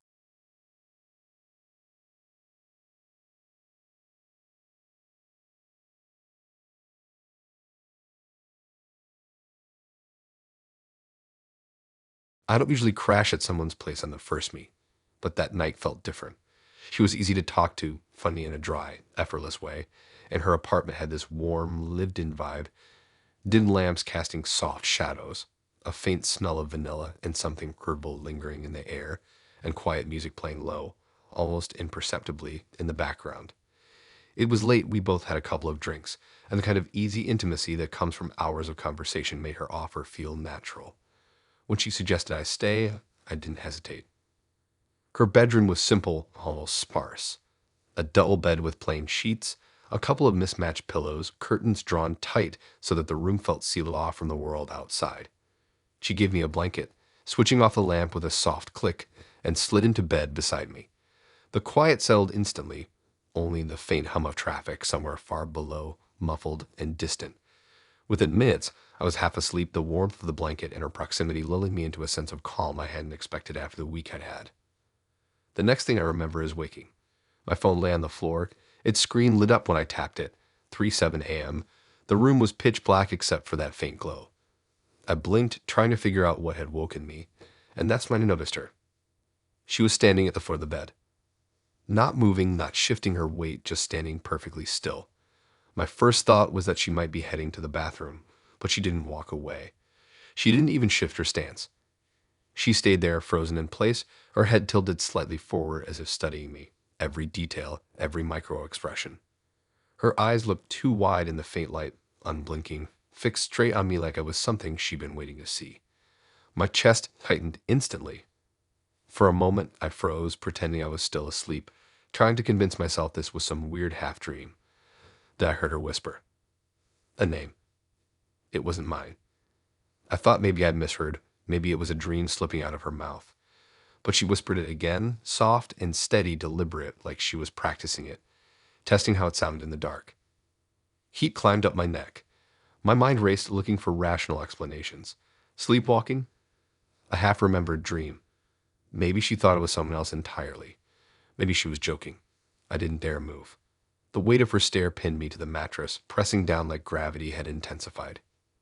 She whispered the name again, slower this time, almost savoring it, letting it roll off her tongue in the quiet room. The sound was deliberate, precise. Every repetition tightened something in my chest, making my heartbeat pound against my ribs. I kept my breathing shallow and steady, pretending I was still asleep. Every instinct screamed at me to sit up, demand an explanation, to confront her. But a stronger, colder instinct told me not to. Acknowledging it would break whatever fragile illusion held me in control of the moment. The silence between the whispers was thick, almost suffocating. The only sound was the faint creak of the floor under her feet whenever she shifted slightly, but she never broke eye contact. I could feel every tiny movement she made, every subtle shift in posture, like she was measuring my response, watching for the exact moment I might betray fear. Minutes dragged. My phone's light went dark again, leaving me in near total blackness except for the shadows that seemed to stretch across the room, thick and tangible. I wanted to reach for it to illuminate the room to see clearly who or what was standing there, but I didn't. I couldn't. Every muscle in my body was stiff, tense, coiled for some undefined threat. Finally, after what felt like forever, she turned. No words, no explanation, no acknowledgement of what had just happened. She walked slowly back to her side of the bed. The mattress dipped under her weight as she climbed in, pulled the blanket over herself, and lay down as if nothing had occurred.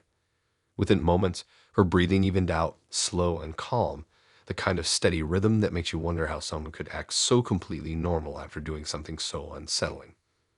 I lay awake the rest of the night, staring at the ceiling, ears straining for the faintest sound. Every creak in the building, every distant car horn, every rustle in the hallway felt amplified, suspicious, threatening. I didn't close my eyes once, afraid that if I did, I might wake to find her standing there again, whispering that wrong name, watching. When morning came, she was cheerful. She stretched, yawned, and asked if I wanted coffee, like the night hadn't happened at all. She moved around her apartment with casual ease, humming quietly while preparing breakfast, sunlight spilling through the curtains. I didn't bring it up. I couldn't. The thought of hearing her explain it, or worse, act confused, as if she didn't remember, felt unbearable, like it would undo some fragile boundary I was desperately clinging to. I left soon after, claiming I had work. She hugged me goodbye at the door, smiling warmly, the same smile I'd seen the night before, and I forced a weak smile back, pretending that I felt normal. The whole walk home, her whispered name looped in my head. It didn't fade. I kept hearing it in the quiet of my apartment when I got home, soft, steady, measured, like she had been calling to someone she expected an answer from, not me. My chest tightened every time I imagined it echoing from the corner of her room, every syllable heavy with intent. And the thing that unsettles me most isn't just that she stood there whispering at 3 a.m. It's the focus, the precision, the certainty in her stance. The way she didn't blink, didn't hesitate, didn't wander away. Like I wasn't the person lying in her bed at all. Like I was simply a placeholder, an unwilling stand-in for someone else entirely. Even now, weeks later, I can't shake the memory.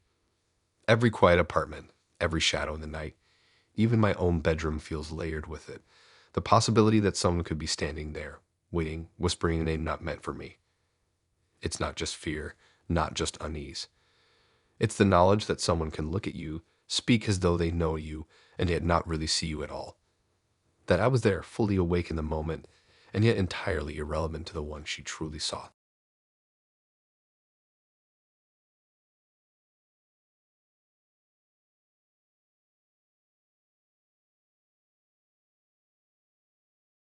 When I first matched with him, he came across as quiet but kind. Not the type to overshare, not the type to spam compliments, just short messages about music and movies. He had a few pictures on his profile, nothing weird. Just him at a cafe, one in a park, and another with a dog. That last picture is what made me swipe. I thought if a guy has a dog, he can't be that bad. After a week of talking, he suggested I come over.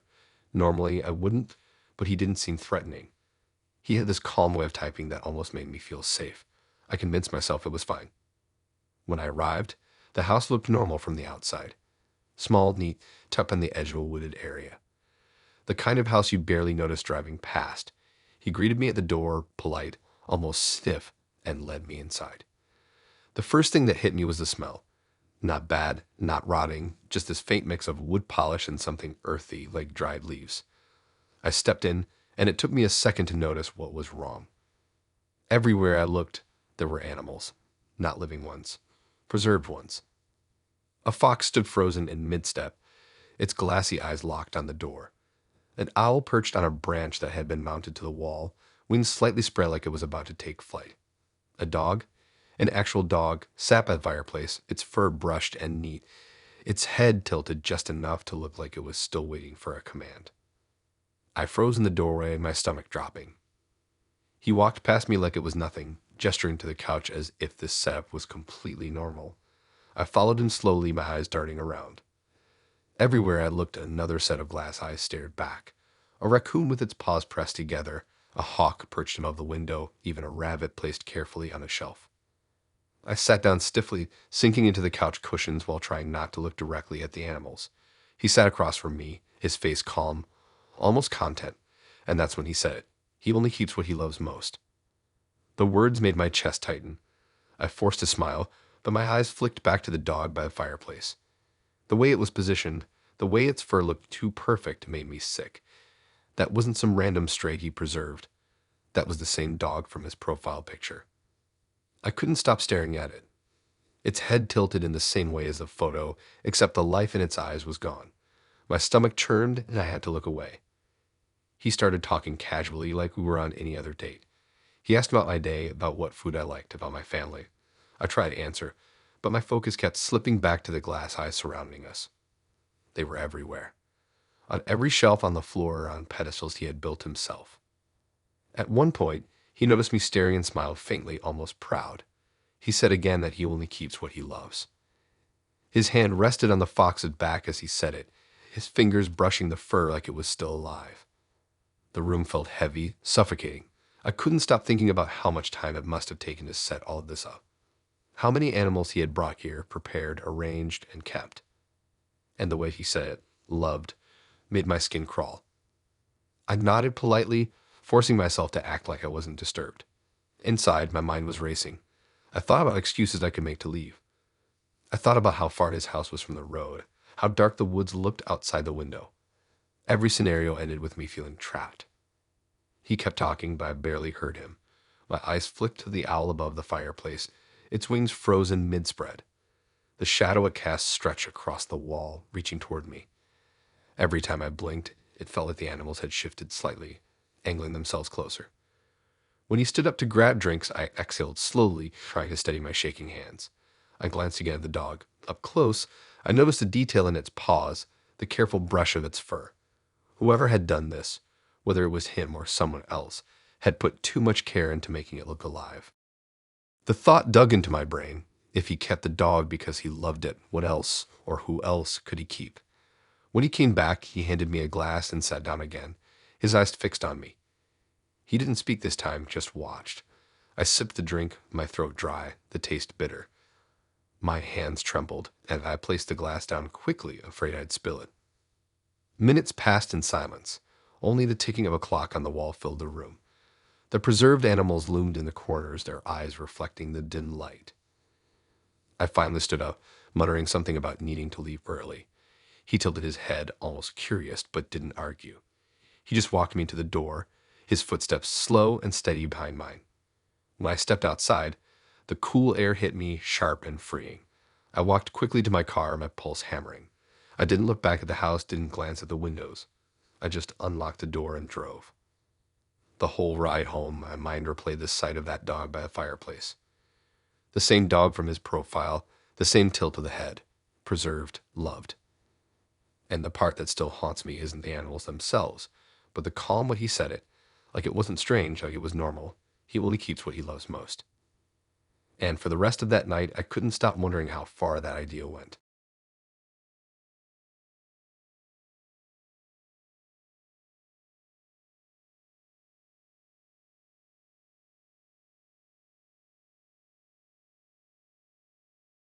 When we matched, I figured it would just be another standard first date. Dinner, drinks, maybe awkward small talk. She didn't seem strange when we chatted. Her pictures were normal, her bio was short, and she typed in a way that didn't scream red flag. When I asked if she wanted to grab food, she said she had a better idea. Something fun, she called it. I was curious, so I agreed. I expected maybe bowling, mini golf, karaoke, something along those lines. Instead, when I met her, she told me to follow her car. No details, just a quick smile and a trust me. I hesitated for a second, but decided to go along.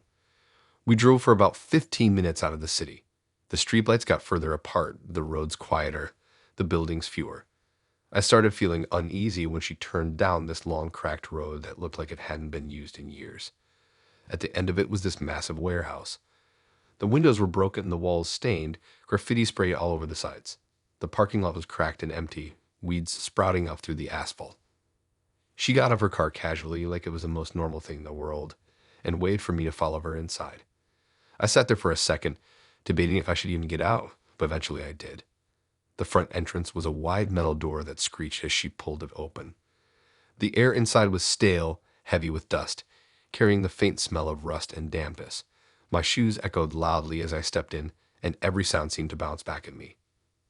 It was dark except for the faint light bleeding in through the holes in the roof and the broken windows.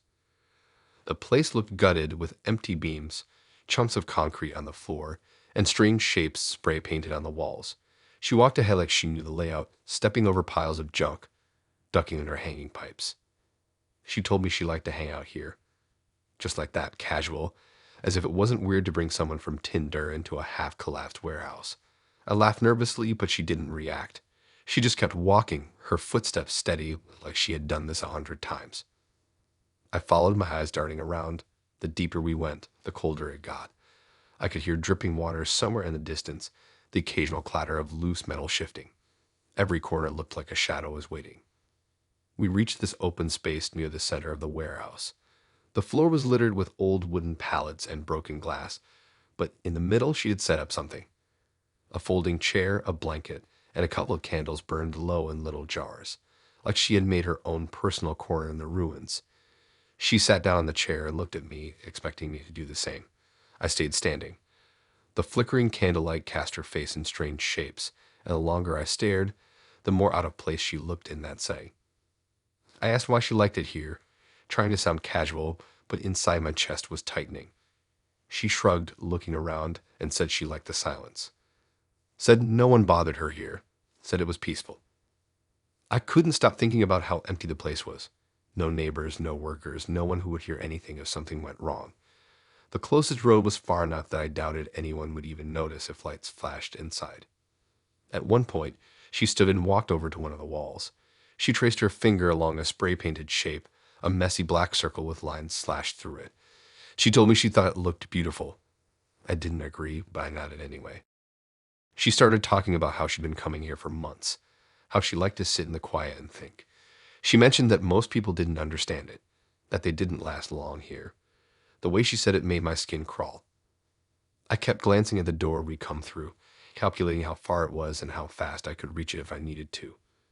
Every little sound, the creak of the beams above, the flutter of a bird trapped in the rafters, made me twitch.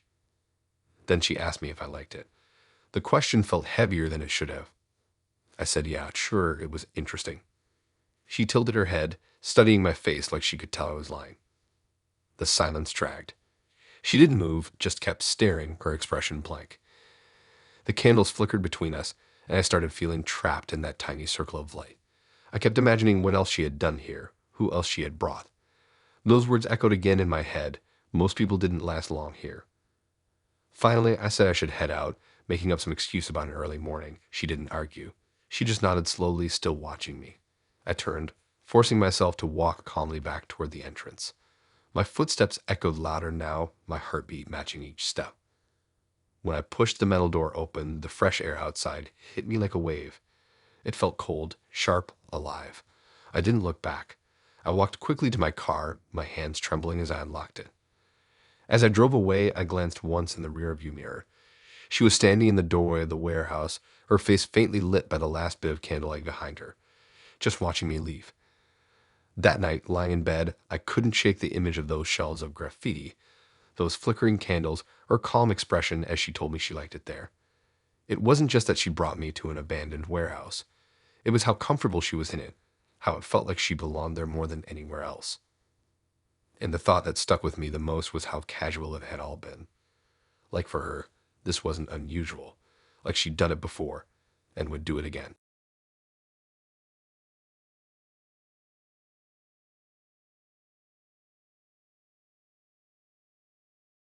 When I matched with him, I didn't think too much of it.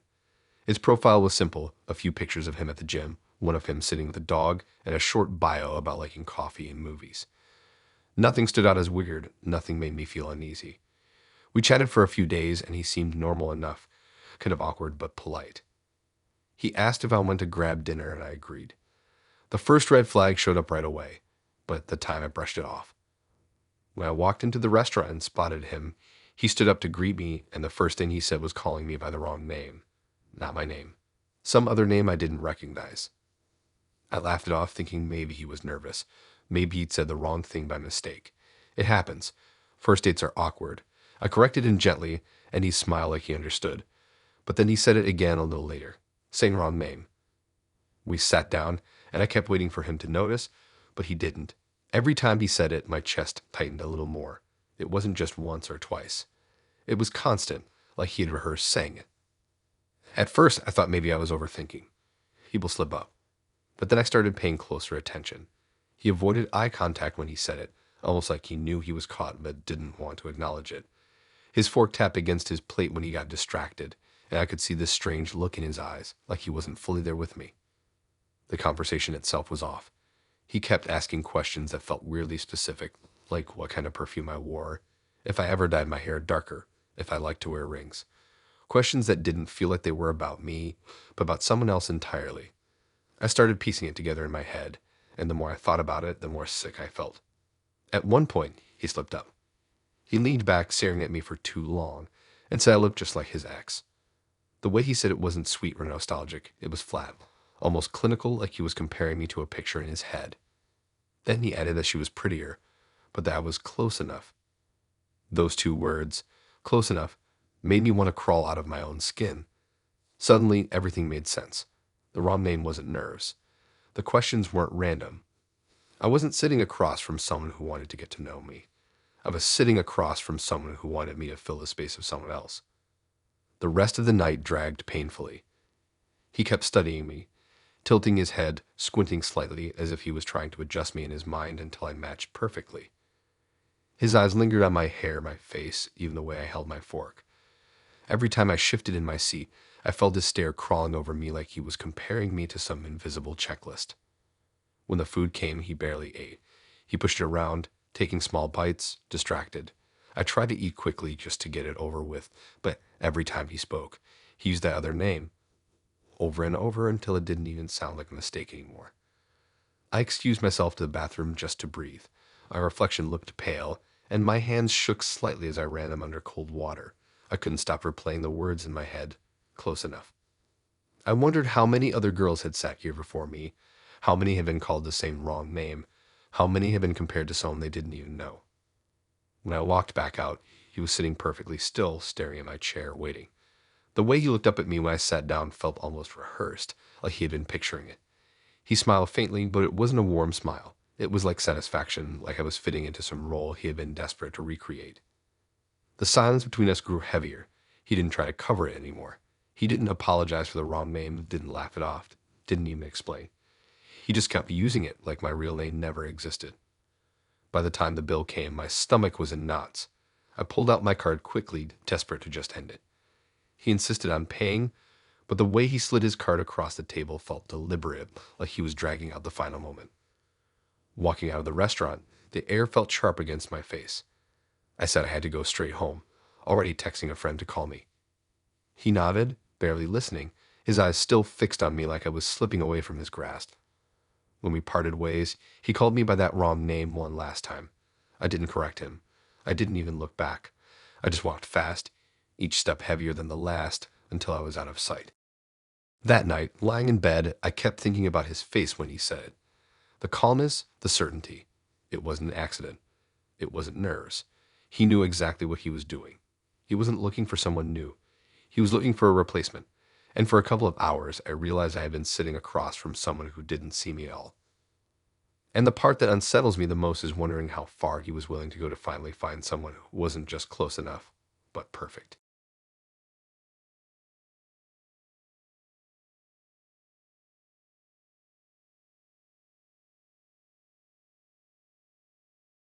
Her profile was pretty bare, a couple of pictures of her at coffee shops, one blurry selfie in her mirror, and a bio that just said she liked art. That was it. No weird red flags, no oversharing. She was quick to suggest meeting up, and I figured why not. We met at this bar first. She was quieter than I thought she'd be, kind of hard to read, but she seemed normal enough. Nothing about her made me uneasy in the moment. She laughed at the right times, asked about my job, made small comments about the people around us. After an hour, she said we could go back to her place if I wanted. It wasn't late, and I didn't feel like going home yet, so I agreed. Her apartment was close by. When we got inside, the first thing I noticed was how strange the layout was. It was one of those older buildings with long hallways, creaky floors, and tall ceilings. At first, I thought it was cool. It had character, unlike the newer apartments that all look the same. She had dim lighting, candles burning in the corners, the faint smell of something sweet and floral, maybe lavender. At first, everything seemed cozy, until I looked more closely. The shelves along one wall caught my eye. They were covered in glass jars, lined up neatly, filling every inch from top to bottom. At first glance, I thought maybe she was into cooking or some kind of herb collection. But when I stepped closer, my stomach dropped. Inside the jars weren't spices or dried foods. They were filled with the strangest things: locks of hair tied with string, pressed flowers that looked old and brittle, scraps of fabric, some patterned, some plain, folded neatly. Every jar was different, and each one was labeled with a tiny piece of tape. I leaned closer, squinting at the handwriting. The labels all had names, men's names, dozens of them. When she noticed me staring, she didn't look embarrassed. She didn't try to explain it away like it was some quirky craft project. She just walked over calmly and told me each jar came from someone she'd gone on dates with. The way she said it was so casual, like she was talking about souvenirs from vacations. I didn't know what to say. My throat felt tight, and I just nodded like I understood. Inside, my chest felt heavy. She pointed to one jar, this one with a strip of plaid fabric pressed flat against the glass, and said it was from a guy who always wore the same shirt. Another held a lock of dark brown hair tied in a knot. Another had what looked like the corner of a movie ticket folded up. She explained them like they were her personal trophies, each one holding a piece of someone she'd been with. The creepy part wasn't just the jars themselves. It was how calm she was about it. No laugh, no hint of irony. She believed this was normal. I scanned the shelves and realized just how many jars there were. At least 50, maybe more. Every single one carefully arranged, cleaned, nothing out of place. I couldn't stop thinking about how much effort it must have taken to collect all of them. To cut someone's hair, to get their clothes, to press flowers from a date. It wasn't something you could just do casually. My hands started sweating, and I rubbed them against my jeans, trying not to look too unsettled. I kept imagining how each of those jars had been made. Did the guys know? Did she ask them for it, or did she take it without them realizing? She sat down on her couch, gesturing for me to join her. I hesitated, staring at the shelves again. The glass caught the light from the candles, and for a second, it almost looked like the jars were glowing, each one holding a piece of someone trapped inside. When I finally sat, I felt stiff, like my body didn't want to relax. She leaned back, comfortable, like this was just another evening. I couldn't stop darting my eyes back to those shelves. My mind kept spinning. If all those jars were from her past dates, what would she take from me? A piece of my shirt? A strand of my hair? Something worse? The air in the room felt heavier the longer I stayed. She talked a bit, telling small stories, but I barely heard her. My brain was stuck in the jars. Every time she mentioned someone, I glanced over to see if I could match the name she said to a label on the shelf. I didn't recognize any, but the thought that all those men had once sat where I was sitting made my stomach twist. At one point, she got up to grab something from the kitchen. I sat there alone, staring at the jars. The silence pressed against my ears. I thought about leaving right then, but something in me froze. Walking out felt like it would draw attention, and I didn't want to see her reaction if I made it obvious I was freaked out. She came back with tea, setting it down carefully. The steam curled in the dim light. She sat down closer this time, her knee almost touching mine. My body tensed, but I forced a smile, nodding at the cup like I appreciated it. I didn't touch it. After a while, I said I should head out. She didn't argue.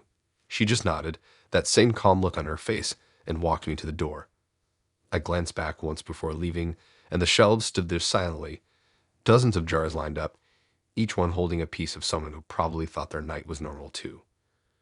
When I stepped into the hallway, the air felt cold and damp, but I breathed like I hadn't in an hour.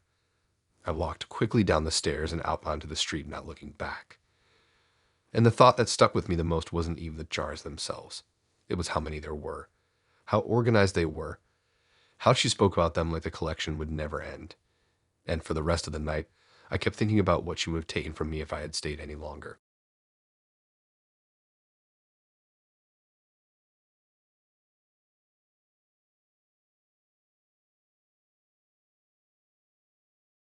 When I matched with him, nothing seemed weird. His photos looked ordinary, his bio was short, and our chats were basic. He worked in IT like cooking, had a pet fish.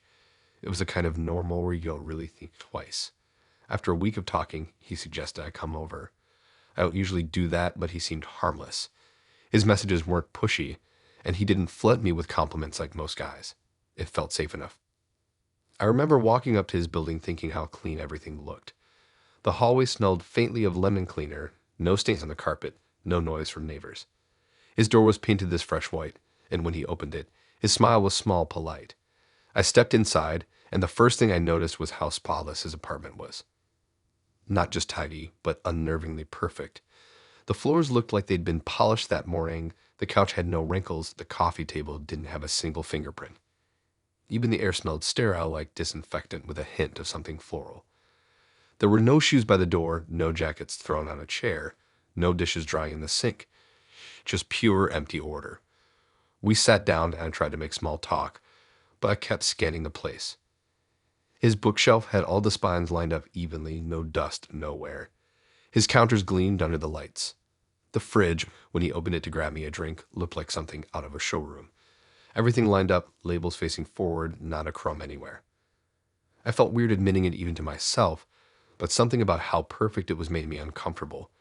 Most people's homes had a little bit of life in them. A misplaced mug, a jacket on the floor, a photo that's slightly crooked. Here, it felt like no one really lived there, like the apartment was just waiting for something.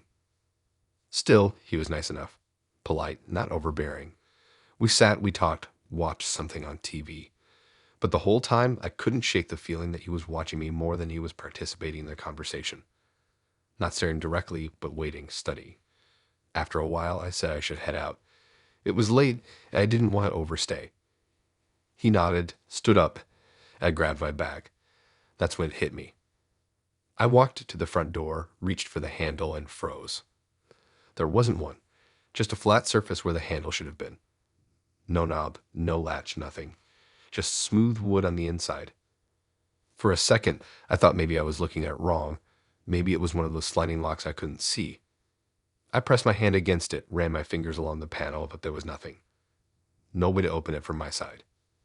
The silence behind me grew heavier. I didn't want to turn around right away, but I could feel him there. Standing, waiting, like that this was the moment he had been anticipating all along. My stomach dropped. I tried to act like I wasn't panicking, like maybe it was just broken or some weird design choice.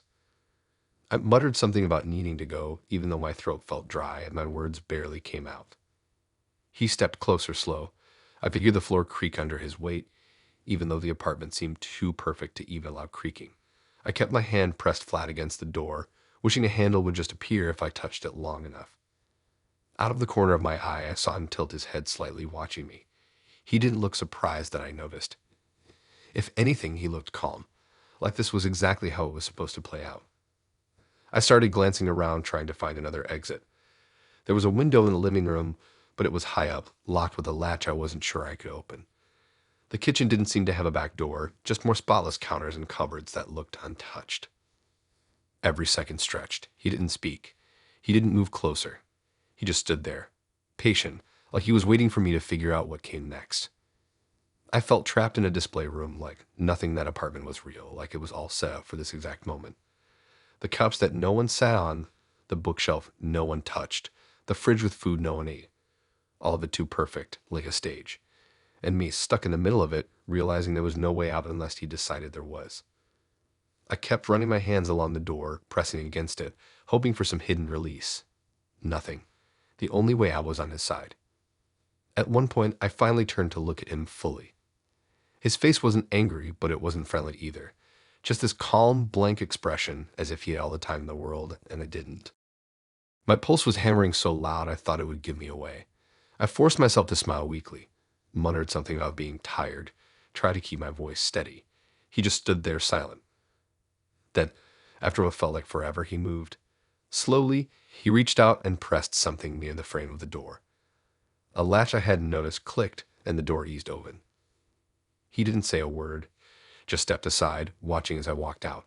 I kept my pace steady, not running, not showing how badly I wanted to bolt. The hallway outside felt unreal, like I was still trapped in some kind of nightmare. When the door clicked shut behind me, I stood there for a second, staring at the blank white paint, my legs almost giving out. Then I walked as quickly as I could to the stairwell and out onto the street. The air outside never felt so sharp, so alive. I didn't look back at the windows, didn't check if he was watching. I just kept walking until I was far enough away. And the whole time, the thought that made me sick was this: that apartment wasn't spotless by accident. It wasn't clean because he liked things neat. It was stripped of life so that nothing could distract from the moment when someone realized they weren't leaving unless he allowed it.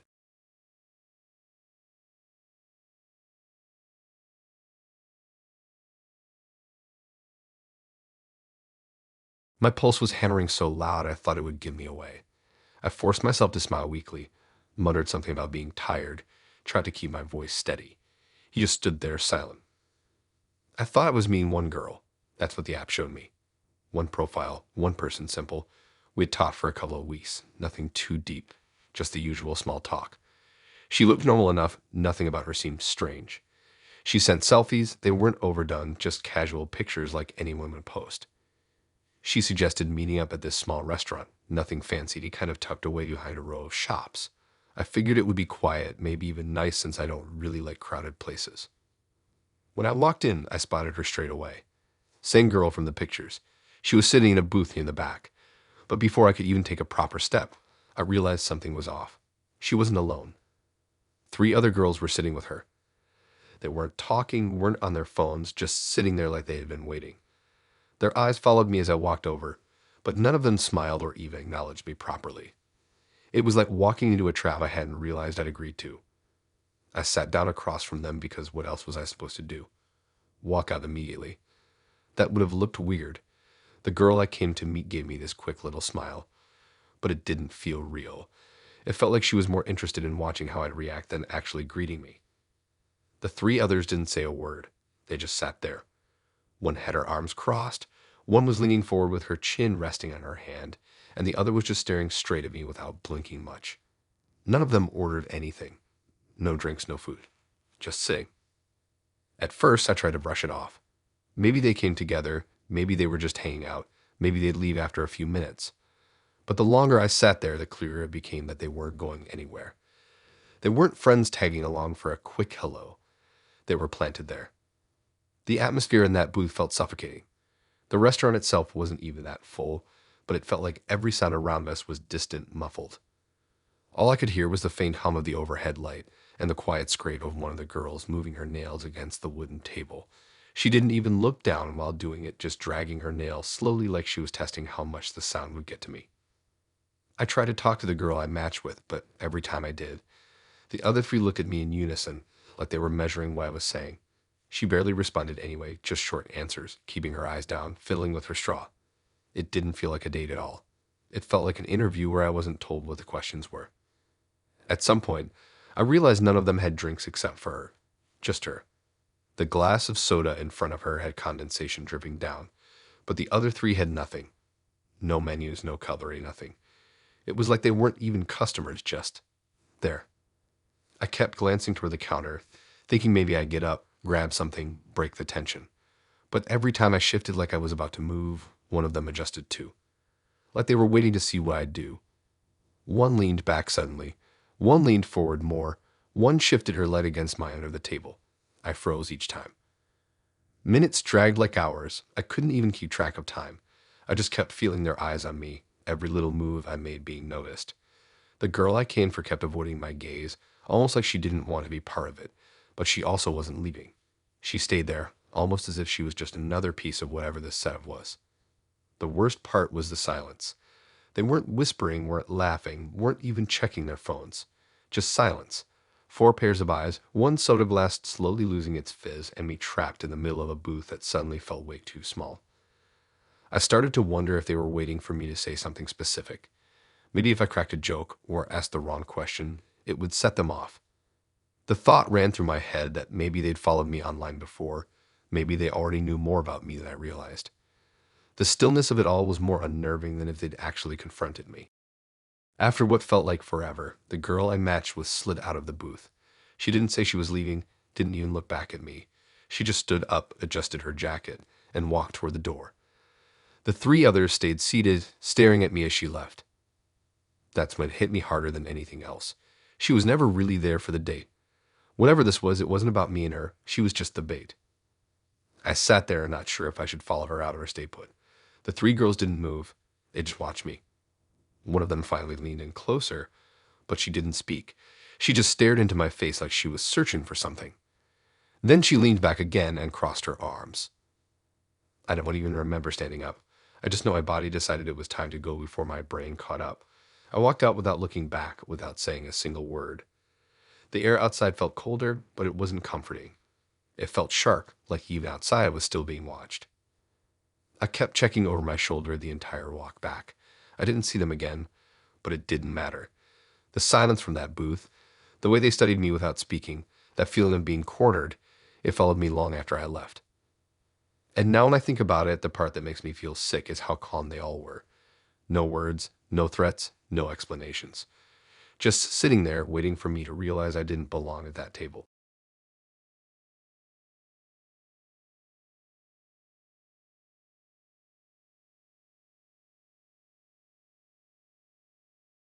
I met this guy on Tinder, and at first it felt normal, nothing out of the ordinary.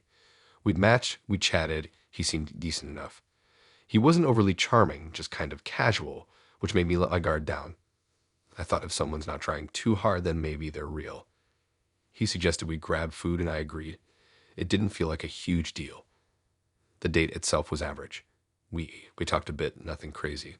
I wasn't blown away, but I wasn't creeped out either. He was just one of those people who blended in, the kind of guy you wouldn't think twice about if you saw him standing in line at the supermarket. That's what made what happened after so unsettling. He didn't give off any obvious warning signs. When it was time to leave, he offered to drop me home. I live a little out of the way, and the buses that late at night are a nightmare, so I accepted. It felt convenient. He seemed normal enough for me to not second guess it. That was the first mistake. The car ride started off fine, just music playing softly, some small talk, the kind that you forget about instantly. But then he suddenly said he knew a quicker way.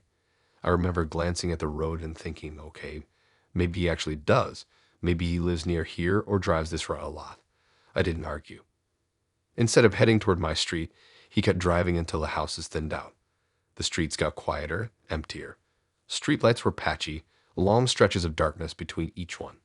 I stared at the window, watching familiar areas disappear, and that's when my stomach sank. I realized we weren't anywhere near where I lived. Then he slowed down and pulled into this deserted parking lot. It looked abandoned, with faded white lines on the asphalt, a few broken streetlights buzzing faintly. Not a single car around. Just empty spaces and shadows. He parked in the middle like he had all the time in the world. I didn't move. I didn't say anything. I just sat there, frozen, waiting for him to explain. But he didn't. He just kept his hands on the wheel, staring ahead like he was waiting for something. Not even looking at me, just straight ahead into nothing. It wasn't like he was lost. He wasn't fumbling with his phone for directions. He wasn't stressed. He looked calm, too calm, like this was planned. The air inside the car felt heavy, like the kind of silence where every second stretches forever. I kept replaying all the things he had told me earlier in the night, trying to piece together if he had slipped in something strange, some hint. But nothing stood out. That was the worst part. It didn't feel like a mistake. He wanted to be there. He wanted me to sit and realize it. Every tiny noise suddenly felt loud.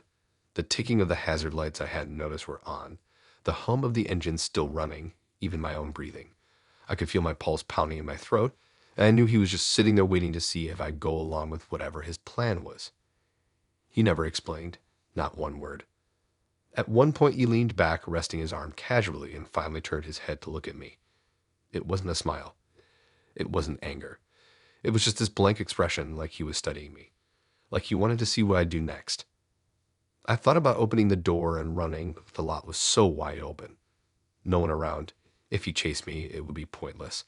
I pictured myself running through the empty asphalt while his headlights lit me up like a spotlight. So I didn't move. I tried to act calm, like maybe this was normal, like I wasn't panicking inside. Minutes passed. I couldn't even keep track of how long. He just sat there, quiet, watching. The weight he dragged out felt deliberate, like he enjoyed the silence pressing down on me. Finally, without saying anything, he shifted the car back into gear and pulled out of the lot. No explanation, no apology, nothing. He just drove. My street came into view eventually, and when he stopped outside, I got out so quickly I almost tripped. The whole ride home I had this thought running through my head. He didn't do anything because maybe he didn't need to. Maybe just knowing he had control for those minutes was enough for him. Maybe he was testing me, seeing how far I'd let it go. When I walked inside my house, it didn't feel like I was safe again. It felt like he had left me with something worse. This sick idea that he could do whatever he wanted and no one would stop him. The empty lot, the silence, the way he waited, it was all intentional. He didn't need to touch me or yell to make it terrifying. He just sat there and watched me fall apart inside his car. That night I couldn't sleep. I kept thinking about how easily I got in his car, how easily he turned away from my street without me questioning it. I kept seeing the empty lot every time I closed my eyes, the way the broken lights flickered over the cracked ground. I never spoke to him again. I deleted the app the next morning, but it still sticks with me. Not because of what happened, but because of what didn't. The silence, the waiting, the not knowing what his plan even was. That was worse than if he'd actually done something. And every time I walk past a parking lot at night, even years later, I still get that same sinking feeling like I've stepped back into his car, and he's still sitting there waiting.